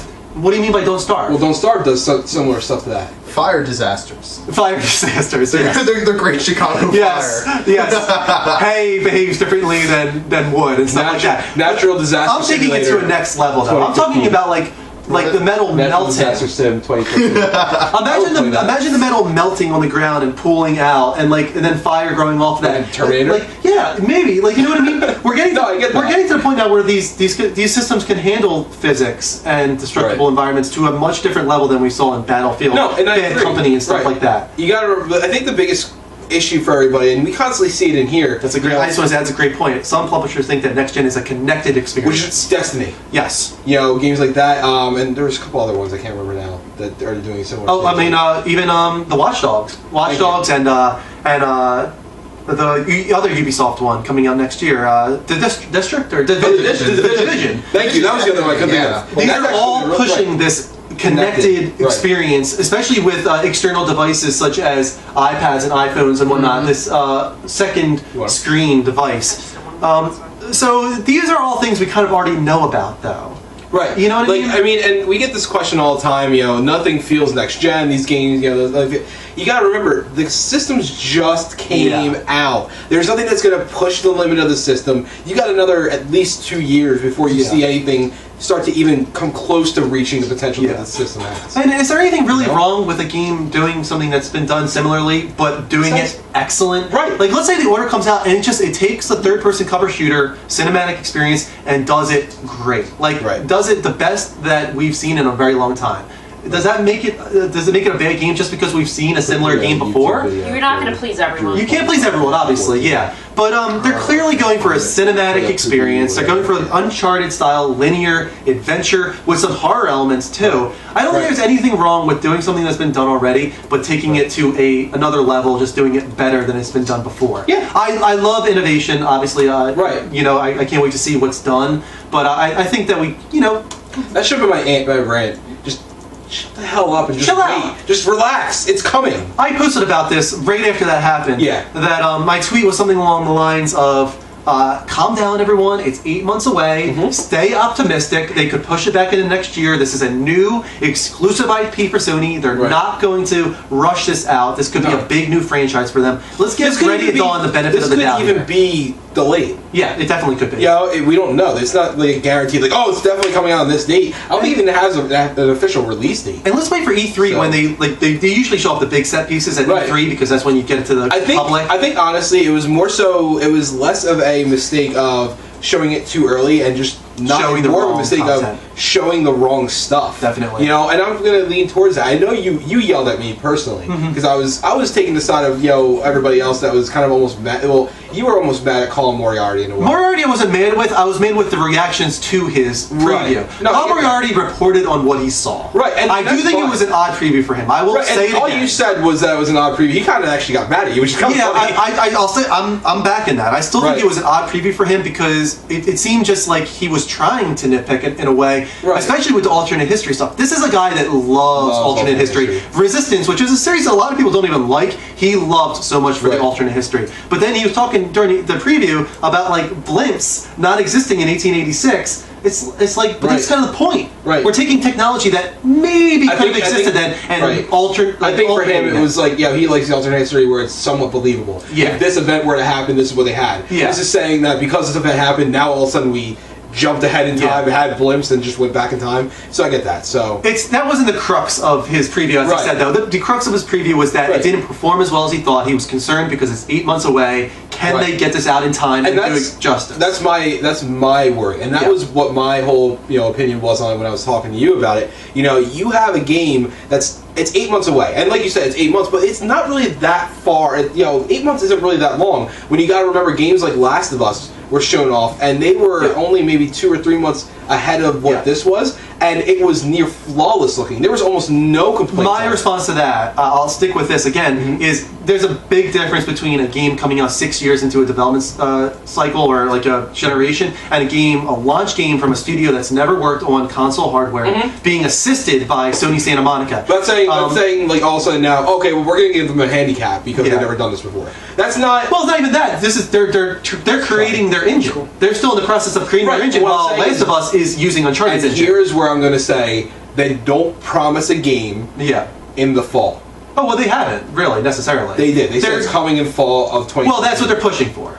Obviously. No, they said it's coming in fall of 2014. Okay. And then we have to start... Well, Naughty Dog said that Last of Us was coming this time, and then that time. They delayed Last of Us twice. And, well, I mean, that's going to come to the argument of they need to stop guaranteeing times when they're still not exactly... I mean, you delay a game if you have to delay it, but right now they think that they can get this game out in the fall, and who's to say we can't say. No, and it could, like we said, it could just be that they showed a bad... vertical slice. Yeah, exactly. So that could be the only... Or they're like Evolution Studios, which is a type of development studio that really polishes their game in the last 3 months. Right. If you remember MotorStorm, the demo that came out 3 months, it was terrible. Right. It ran so bad. The textures, everything about it was really almost poor. Mess up in the show off. Yeah, it's just when Evolution is somebody that polishes a game in the last 3 months. It changes drastically, frame rate wise, texture wise. Who's to say Ready at Dawn is any different? Yeah. And let's not forget that they have the support of Sony Santa Monica. Yeah. This is like this is the top of the top. Right. These are the guys that created God of War here, which is a graphical masterpiece, really. So let's remember that they're assisting, and they assist a lot of developers. Journey was assisted by Sony Santa Monica. You know what I mean? So I am giving Ready at Dawn the benefit of the doubt. They had some of the best God of War games actually on PSP. A lot of people think Ghost of Sparta might be the best God of War game. Right. So let's cool it. Stop being so quick to jump on the negative bandwagon. Right. You know, let's stay positive and. I want to say something real quick. Yeah, go ahead. I want to say goodnight to From the Shadows 11, who was Corey, who called. It was his first time. Good night, Corey. I think it was his first time watching us too. So thank you so much for watching us. Cool. He's going to tune in next week. Great. Thank you, man. Awesome. That's awesome. But yeah, it's one of those things where, as far as a game being next gen, no one's called. I thought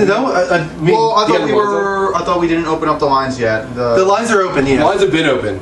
So everybody, we would like to hear what you have to say, though. Your opinion. Yeah, I thought we had them on the whole time. We just wanted to introduce the segment and the comments too. I was letting you guys introduce it too. I want to hear from you guys, and this is a tough question because I know a lot of people. You're on the spot here, but if you can think of a gameplay mechanic that hasn't been introduced yet, that you think would introduce next gen gameplay mechanics. Smell Destiny.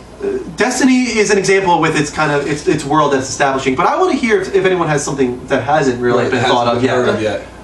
We've had a few good comments so far tonight while we wait for somebody to call us, I guess. I mean, Greg was mentioning earlier that you can't really define next gen, but as long as it is much more of a grayscale, and as long as you take risks and specifically like just try some new stuff and stand out. So here's Greg right now, actually. Okay, cool.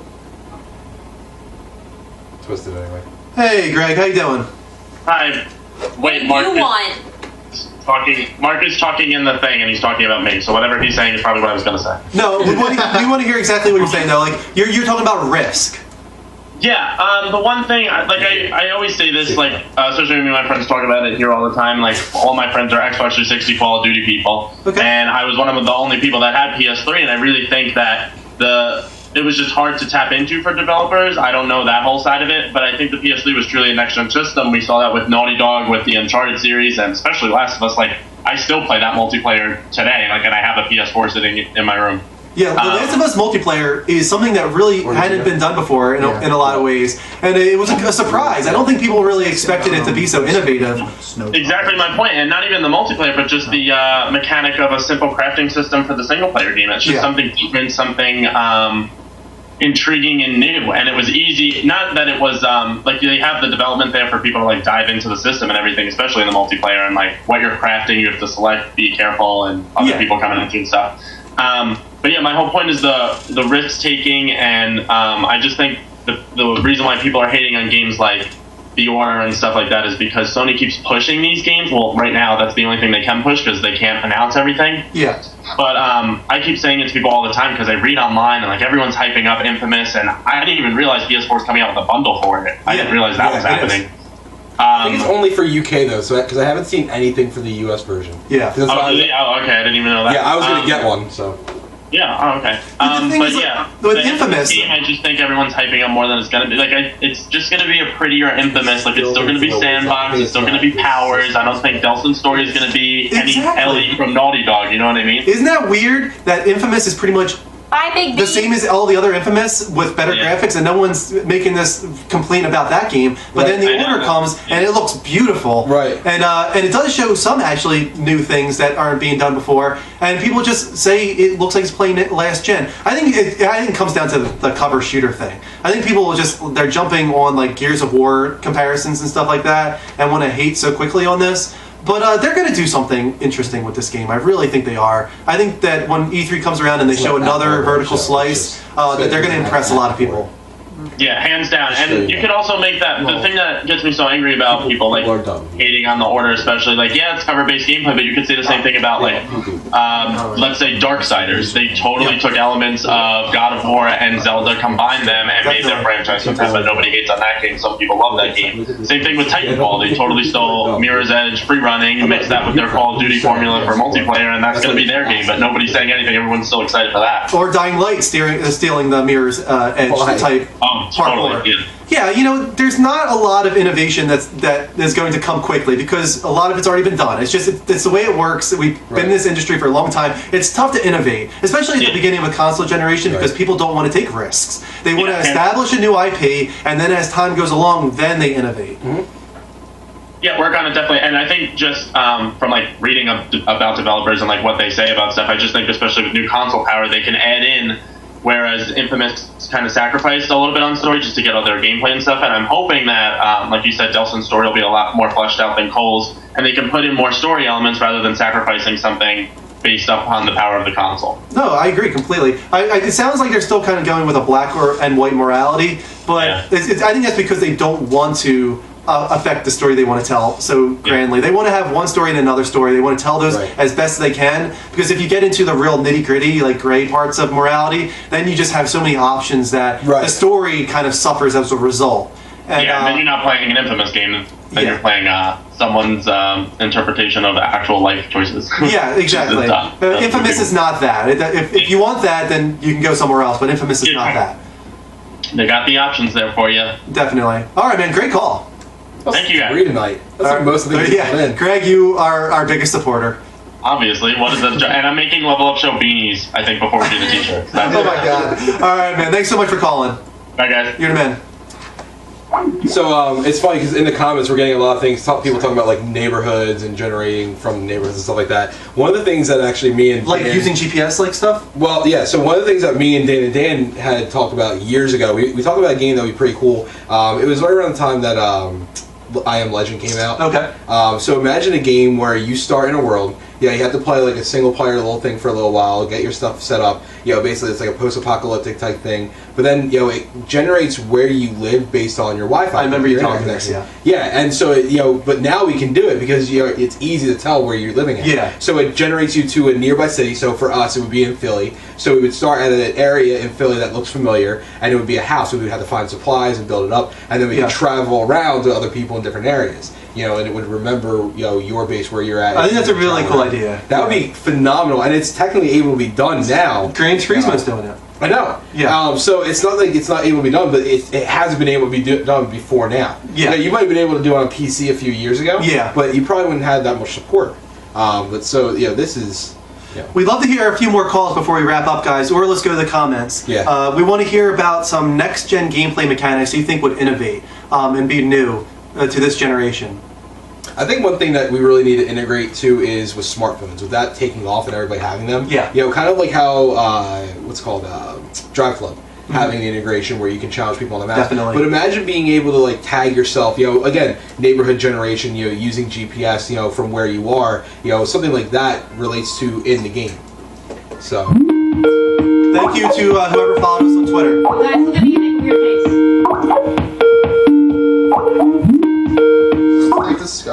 Right. Hey, J-Star, how you doing? How's it going, man? Doing great. Is there a gameplay mechanic that you wanted to discuss? Such as a next-gen gameplay mechanic, something that you think would innovate. How Tomb Raider's using the speakers and the touchpad is pretty fucking awesome. Yeah, you know what? A lot of people don't even realize that the definitive edition of Tomb Raider did add some new mechanics. I didn't know the speaker part. I knew the touchpad. I knew that was coming. Well, you can talk and you can change weapon through voice control. You can bring up the map, I think, with your touchpad and like zoom in and out. And all I knew that part. Is there anything else I'm missing, J-Star, that Tomb Raider's doing? Yeah, just the touchpad, the lights. When you get hit, sometimes it lights up. Even the fire. I mean, that's not a big deal, but the fire kind of like blinking red and orange on the controller, stuff like that. Yeah. Yeah. I mean, I think I wonder if there's something they could do really interesting with the light bar. I can't think of anything, to be honest with you, but maybe I'm trying to find out because they say that you could use your motion control. I still have my motion control from my PS3. I'm trying to figure out what they're gonna do with that. Yeah. That's good. Do you have anything else you want to mention? I wanted to know how you guys feel about Tesla might being in the order. I wanted to talk about that. I forgot. Thank you for reminding me. Yeah, because that's where this alternate history comes in. Because Tesla is a real person that was a part of. Which was where bullets could come from, anyway. Edison's lightning. Like, basically, so for those that don't know history, everybody knows Thomas Edison, but not as many people know Nicholas Tesla.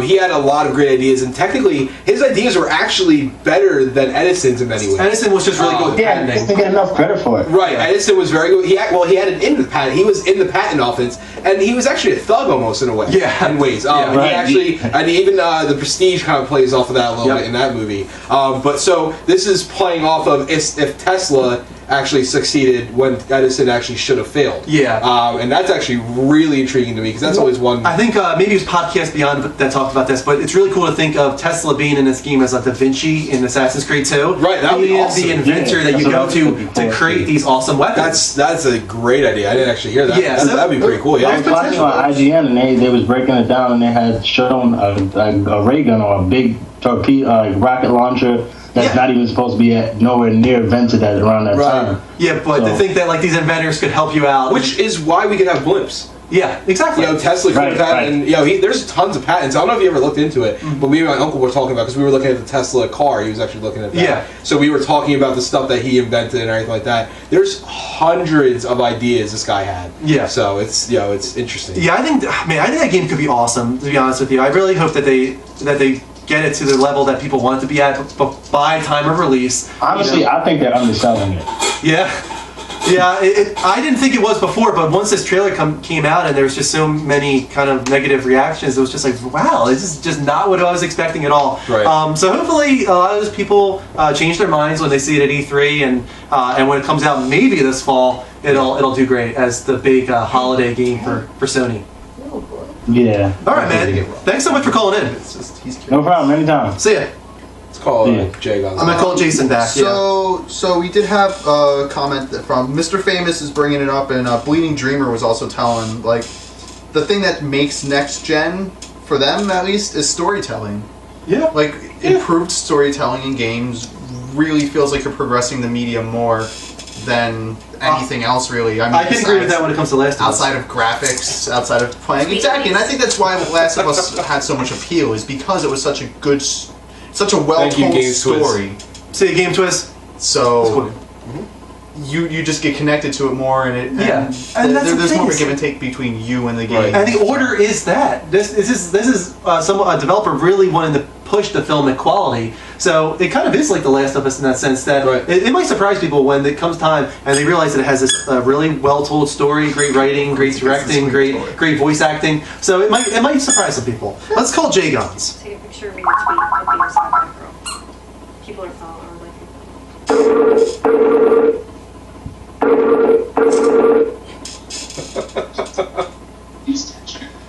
Hey, Jay Gunn, sorry, we were getting a lot of calls, but we wanted to call you back. Jay Gunn, this is Josh. Now,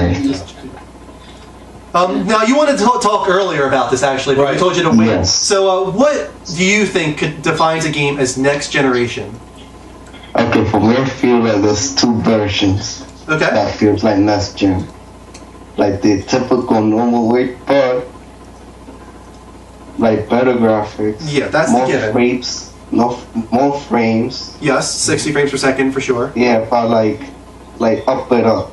Like mostly like 2K, like 2K resolution and like 120 frames per second. We might be seeing higher frame rates when it comes to VR, because that's where it's needed. If you really want to get that feel that you're inside this world, supposedly you need to get like 95 frames per second. Which, and Sony has actually stated that their system can handle more than what they're giving out. Yeah, and it sounds like there's potential for their rumored VR headset to match that 95 frames per second that the Steam one showed off. So yeah, that's definitely a next-gen quality for sure. These are all graphical things that you're mentioning now. Is there anything from a gameplay perspective that you think could push next-gen? For me, gameplay, like the PS4 controller. Okay. If you use the light bar for, like, let's say for the Outlast, if you use it for the light. No, I mean, not Outlast. What's in the game? I think Outlast is actually something you're talking about, because Outlast does have, I think, the flashlight maybe or something like that. Or actually, no, it's the night vision. When you put on the night vision, your light bar turns that like greenish color. Right. So yeah, they're trying stuff with that. I think when it comes to sound games, like music games, I think what he's looking at too is like you can actually use, if you have the camera, use it like a flashlight. So you actually aim here and you're like that, like using it like a flashlight. Aiming, So light bar in combination with motion control. Which would be, I mean, it'd be interesting. I think it'd be a little gimmicky. I think we tried that with a Move and it didn't really work as well as people wanted it. There's potential though for someone to think of a cool idea for that. I think a lot of people love music games, obviously, like what's it called, sound shapes. Right. Which it'd be really cool if they could find a way to make the controller really sync up with the music that you're creating, create like musical beats that like cause pulses in the vibration and the lights and stuff like that, just to give you more immersed in the music. That's a way to get you more immersed. So I agree that the controller has more potential than maybe even people are giving it credit for, especially the touchpad as well. There's some things in this controller that could be used in really cool ways. The touchpad for RTS could be really cool. You know what I mean? Final Fantasy XIV Beta uses the touchpad for mouse controls. You could use it directly as a pointer and go to X's and stuff like that. I think it's a little clunky myself, but it seems like there's the goal there, though, to try and use the touchpad in some PC ways. Right. All right, man. Next, Jay-Gons, thanks for calling in. Wait, I got one more thing. Yeah, sure, go ahead.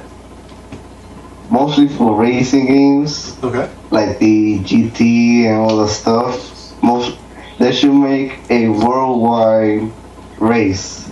Let's say like in the United States, you have like a race from, let's say, New York to San Francisco, New York to Chicago, like that. A long race. Like do that in real run. For Need for Speed. Now, would this be one player doing this entire race, or would it kind of like spread out to maybe like a club of racers? Just like, let's say Drive Club, you know, where you have like a club and it's one race across the entire United States, but obviously one person can't complete that whole race himself. So it branches out to your club, and like that's how you complete the race, and your club can win, or other clubs can win. That could be really cool. I agree. That's like a whole part of the social connectivity that we could see in the future, for sure. That's a good idea, man. Yeah. All right, man. Thanks very much for calling in. All right. Later. See you next week. Sounds good, bud. We'll see you. I've been tweeting pictures of us behind the scenes. Yeah, we're getting a ton of follows. Like, so nice. Yeah. So Film Fan brought up a really good point. Just for next gen, better AI. Definitely. Like there's been some games that just have really crappy AI, and that's actually a big complaint I've read about Thief. Is the AI. They don't even see you when you're a foot in front of them. Yeah, and it's like, how is that a challenge for a stealth game if they aren't coming after, like... Yeah. We're calling back Josh right now, and then we'll get to Steve, too. Josh might not answer. GFN, thank you, you're the best. GFN? No, we didn't. GFN's our fan. Okay. Alright. I'm gonna answer Steve. Hey, Steve, you're on the Level Up Show. Sorry we missed your call. What's up, brother? Hey, man. Is there anything you wanted to talk about? Yeah, as we're in this conversation here with Next Gen, right? Let's think of something, dude. We got stuff like Facebook, you know, and they wanted to add this to like PS3, you know, add it to all this other stuff, right? Yeah. Have you guys played the game Armored Core 5? Actually, I haven't. I've never been an Armored Core guy. I tried getting into them with Dan the one time, and I couldn't do it. Is there something interesting that Armored Core does? All right, now check this out. You remember back a couple years ago, I mean, it probably still is, but game battles used to be huge, right? Okay. Now, one thing that I'm surprised nobody has caught on to yet, as big as Game Battles was, something that Armored Core pulled off that nobody has done yet was that ability to fight on a map. You fought for territories. Yeah, there's like 4. Now, are we talking about like a game map, or what Mike was mentioning earlier, where like a real world map that you could like use the GPS? It was like there was a map on the screen, and you would create your teams, and you all would fight for the territories the whole time you're playing the game. Okay. Now, you take something like that, and you add that to a Call of Duty type game, and you're not doing the same thing that Call of Duty's been doing for so many years, because now you're adding in what everybody's addicted to, game battles. Okay. You do something like that, and then you implement Elite at the same time, you know, that's a true next-gen experience. No longer is it about AI or the graphics anymore, because that just comes with the system already. Yeah, you know what I'm saying? Right. And you know, everybody's like, well, I want better AI, and I want this. It's like that's already going to come, bro. That comes with the new engines that these systems are already capable of handling. Yeah, hopefully that's the hope, right? You know what I mean? It's like a lot of people want such little things and don't realize that's already going to be there. What we need is stuff like what you're doing right here. What you're doing on this screen is a true next-gen experience. What this does right here is what IGN's probably going to be hating, because now other people are going to want to do it. No, and then IGN's going to be like, well, crap, man. We got to do something like this too, because that's going to take away our viewers. You know what I'm saying? Yeah, because as you were mentioning, the whole social connectivity, the Facebook thing, like we're going to have so many people doing this kind of thing, and we're going to get a lot of cool personalities on the PlayStation Network and on Live from PlayStation, and a lot of people discussing the industry and having a lot of fun. I agree. This broadcasting thing is probably the most next-gen feature I've seen so far, more so than Connect or anything like that. It's very simple in what it does, but it changes things, and that's why it's next-gen. Right. Yeah, dude, it's all about, I mean, it's like what I always say, it's all about working together with your friends and stuff now. No, it's not about single player. People love single player. Yeah, definitely. But now it's about playing with others in every way possible. Sure. If they could make a game where it's like GB fighting against others with the story mode all in one, that's probably a next-gen experience that they can pull it off too, but nobody's done it yet. Yeah, those are all cool ideas, man. Thanks so much for calling. No problem, brother. You have a good night, man. You too. Take care. Dave brought up a good point. That was a great call. I don't want to discredit it. But Dave brought up a great point. Next gen equals new games, not recycled ones. Okay. Which I completely agree with. I'm tired. Like, even movies are doing the same thing. TV shows. Everything is just, you know, I get it. We've done a lot of stuff in the past, you know, short years, but every movie now is a remake of something else. And every game seems to be just a reboot, you know, something else. Reboots can be cool though. Let's not forget Tomb Raider. And I was even gonna say Devil May Cry, but yeah, Tomb Raider's, you know, definitely one. I mean, we got, you know, Tomb Raider. We have, and it wasn't really a reboot. Far Cry 3. As long as you change it up, right? It's not recyclable. That's fine, but we need more new stuff. Yeah, you know, and companies like Microsoft, unfortunately, don't realize that, and that's why I give a little more credit to Sony. Let's talk about Nintendo too. With recycling, I mean, it's the same IPs over and over again. Right. Like they haven't created a new like Nintendo character in how long? Right. Decades. They're the ones they have are great, and we're happy to see Donkey Kong. It reviewed great. They added Cranky Kong. Yes. but no, Donkey Kong reviewed great. Right. It's challenging. No, apparently it's really good. It's really difficult. Yeah. Too. So you know, I'm excited for there still is a desire for those titles, the recycled stuff. Right. But maybe you take something that's already been done before and you just bring it. This is the next gen experience. Yes, it is. I agree. Yeah, no, I agree. He's completely right on that. We just need to see more new IPs though. I agree. Like completely new. Like The Order. Like The Order, and that's great. If that creates a whole new thing, I just hope it doesn't go the way of Resistance. Yeah. Where it was okay. Yeah, I like Resistance. I know you were big on it, but 3 was really good. 1 and 2, okay. 3 though, 3 was a really good game, I have to say. And it's unfortunate that like right after that happened, it feels like Insomniac kind of dropped off a little bit for me with like their Ratchet and Clank rehashes and stuff like that. Hopefully Sunset Overdrive is a return to form for them though. We'll see. Yeah. Do you want to wrap up a little bit here? Yeah, I think we can wrap up. Do you have the music? Did you get the music up? Yeah, I got the song here. You got the song here? Okay, yeah. Do you want to... My username is Kristen Says Be Nice. Yeah, you can plug it right into the your audio jack here. So we got bats. I know bats have boobs, but they're not ones that you would like to see. That's what I was saying. All right. Before we wrap up fully, though, let me say once again to anyone who's joining us this week, thank you so much for watching. This was our 13th episode. We've been going on for over 3 months now. We're the Level Up Show. We're a gaming dedicated video cast. I'm Andrew. This is Kristen, Mike, and Mark. We're here every week, or hopefully will be. And we talk about all the big gaming news from the week. We talk about what we've been playing. We've got a few other segments too, such as Topic of the Week. We're on every Sunday at 10 p.m. Eastern Standard Time, right after The Walking Dead. If you want to do us a favor, add us. Yes. Heart us on Twitch, please. Because if you heart us on Twitch, you'll get notifications when we go live straight to your email. And follow us on Twitter and Facebook for sure, because we'll keep you notified on our schedule on possible Topic of the Week ideas, and you can give us feedback on what you think we should do. Talk to us during the week because we get bored. Yeah, we talk to each other and that's it, and then we have to wait the whole week. Right now. Yeah, seems like Chris is really going to try. Our Twitter will blow up. We'll talk on Facebook, everything like that. So add us on all of these. We'll add you. We'll talk. The whole Everyone's week. being so sweet. Especially on PSN, man. We would love to talk to you guys on PSN and play with you. So more so you. More so me right now. Send both of us a friend request. I will add you right away. I can't yet, but Drew will definitely. We'll add you right now. Actually, we'll go through that. I'm Drew M1788, and Mike is Noob Guru.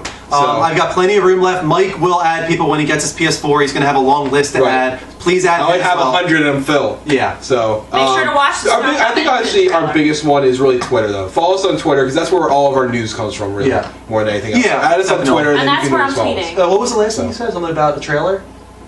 Someone wanted to remind you to watch the trailer for Snowdrop Engine. Yeah. Snowdrop Engine. Yeah, I mentioned that earlier. I'm going to pull it up. Definitely will. So. I think that was a good week. Next week is episode 14. A lot of good calls this week, too. Topic of next week's going to be pretty interesting. You want to say what it is? I'm drawing a blank right now, to be honest with you. The ESRB rating system. Definitely. And how it has not aged, and it really needs to be remodified. And I think Dark Souls 2 is something we want to talk about concerning that. Yeah. Just causing a little bit of concern. Yes. But maybe not. So, next week, 10 o'clock, you can join us about 10 minutes early. You can watch our reactions. You can watch our reactions to The Walking Dead as we watch the end of it live. Sergeant Slaughter. Sergeant Slaughter and Joe Dirt, the crazy scientist. Wait, I want to say one more thing. Yeah, go ahead. We post these videos on YouTube in case you want to watch. Yeah, and we have the podcast on everything up already. Great. If you're following us on Twitter, I will keep you informed on when we put podcasts up on our Google Drive, if we put Let's Plays up on YouTube. So definitely add us on Twitter, and we'll keep you guys informed on everything. Thank you so much. You guys were great tonight. A lot of great calls. Very loving this week. I love the song. That was great. Yeah, that was interesting. We had some interesting calls at the beginning. Thank you for all the friend requests. And we'll get to those. Thanks. All right, so it's sounding like the end of an Oscar speech. It's over. See you. Have a good night. Oh, you touch my tra-la-la. My ding-ding-dong. This is so good. Hi, David. See you, everyone. Thank you so much. Have a good night, guys. Thanks for tuning in. I gotta keep this going. Right. It's so good. Right, we're gonna keep it. Oh, you touch my tra-la-la. Everyone sway. Sway. We're not sway. You can sway. I can sway. I can sway. All right. Thanks, guys. You guys do our. Please, great.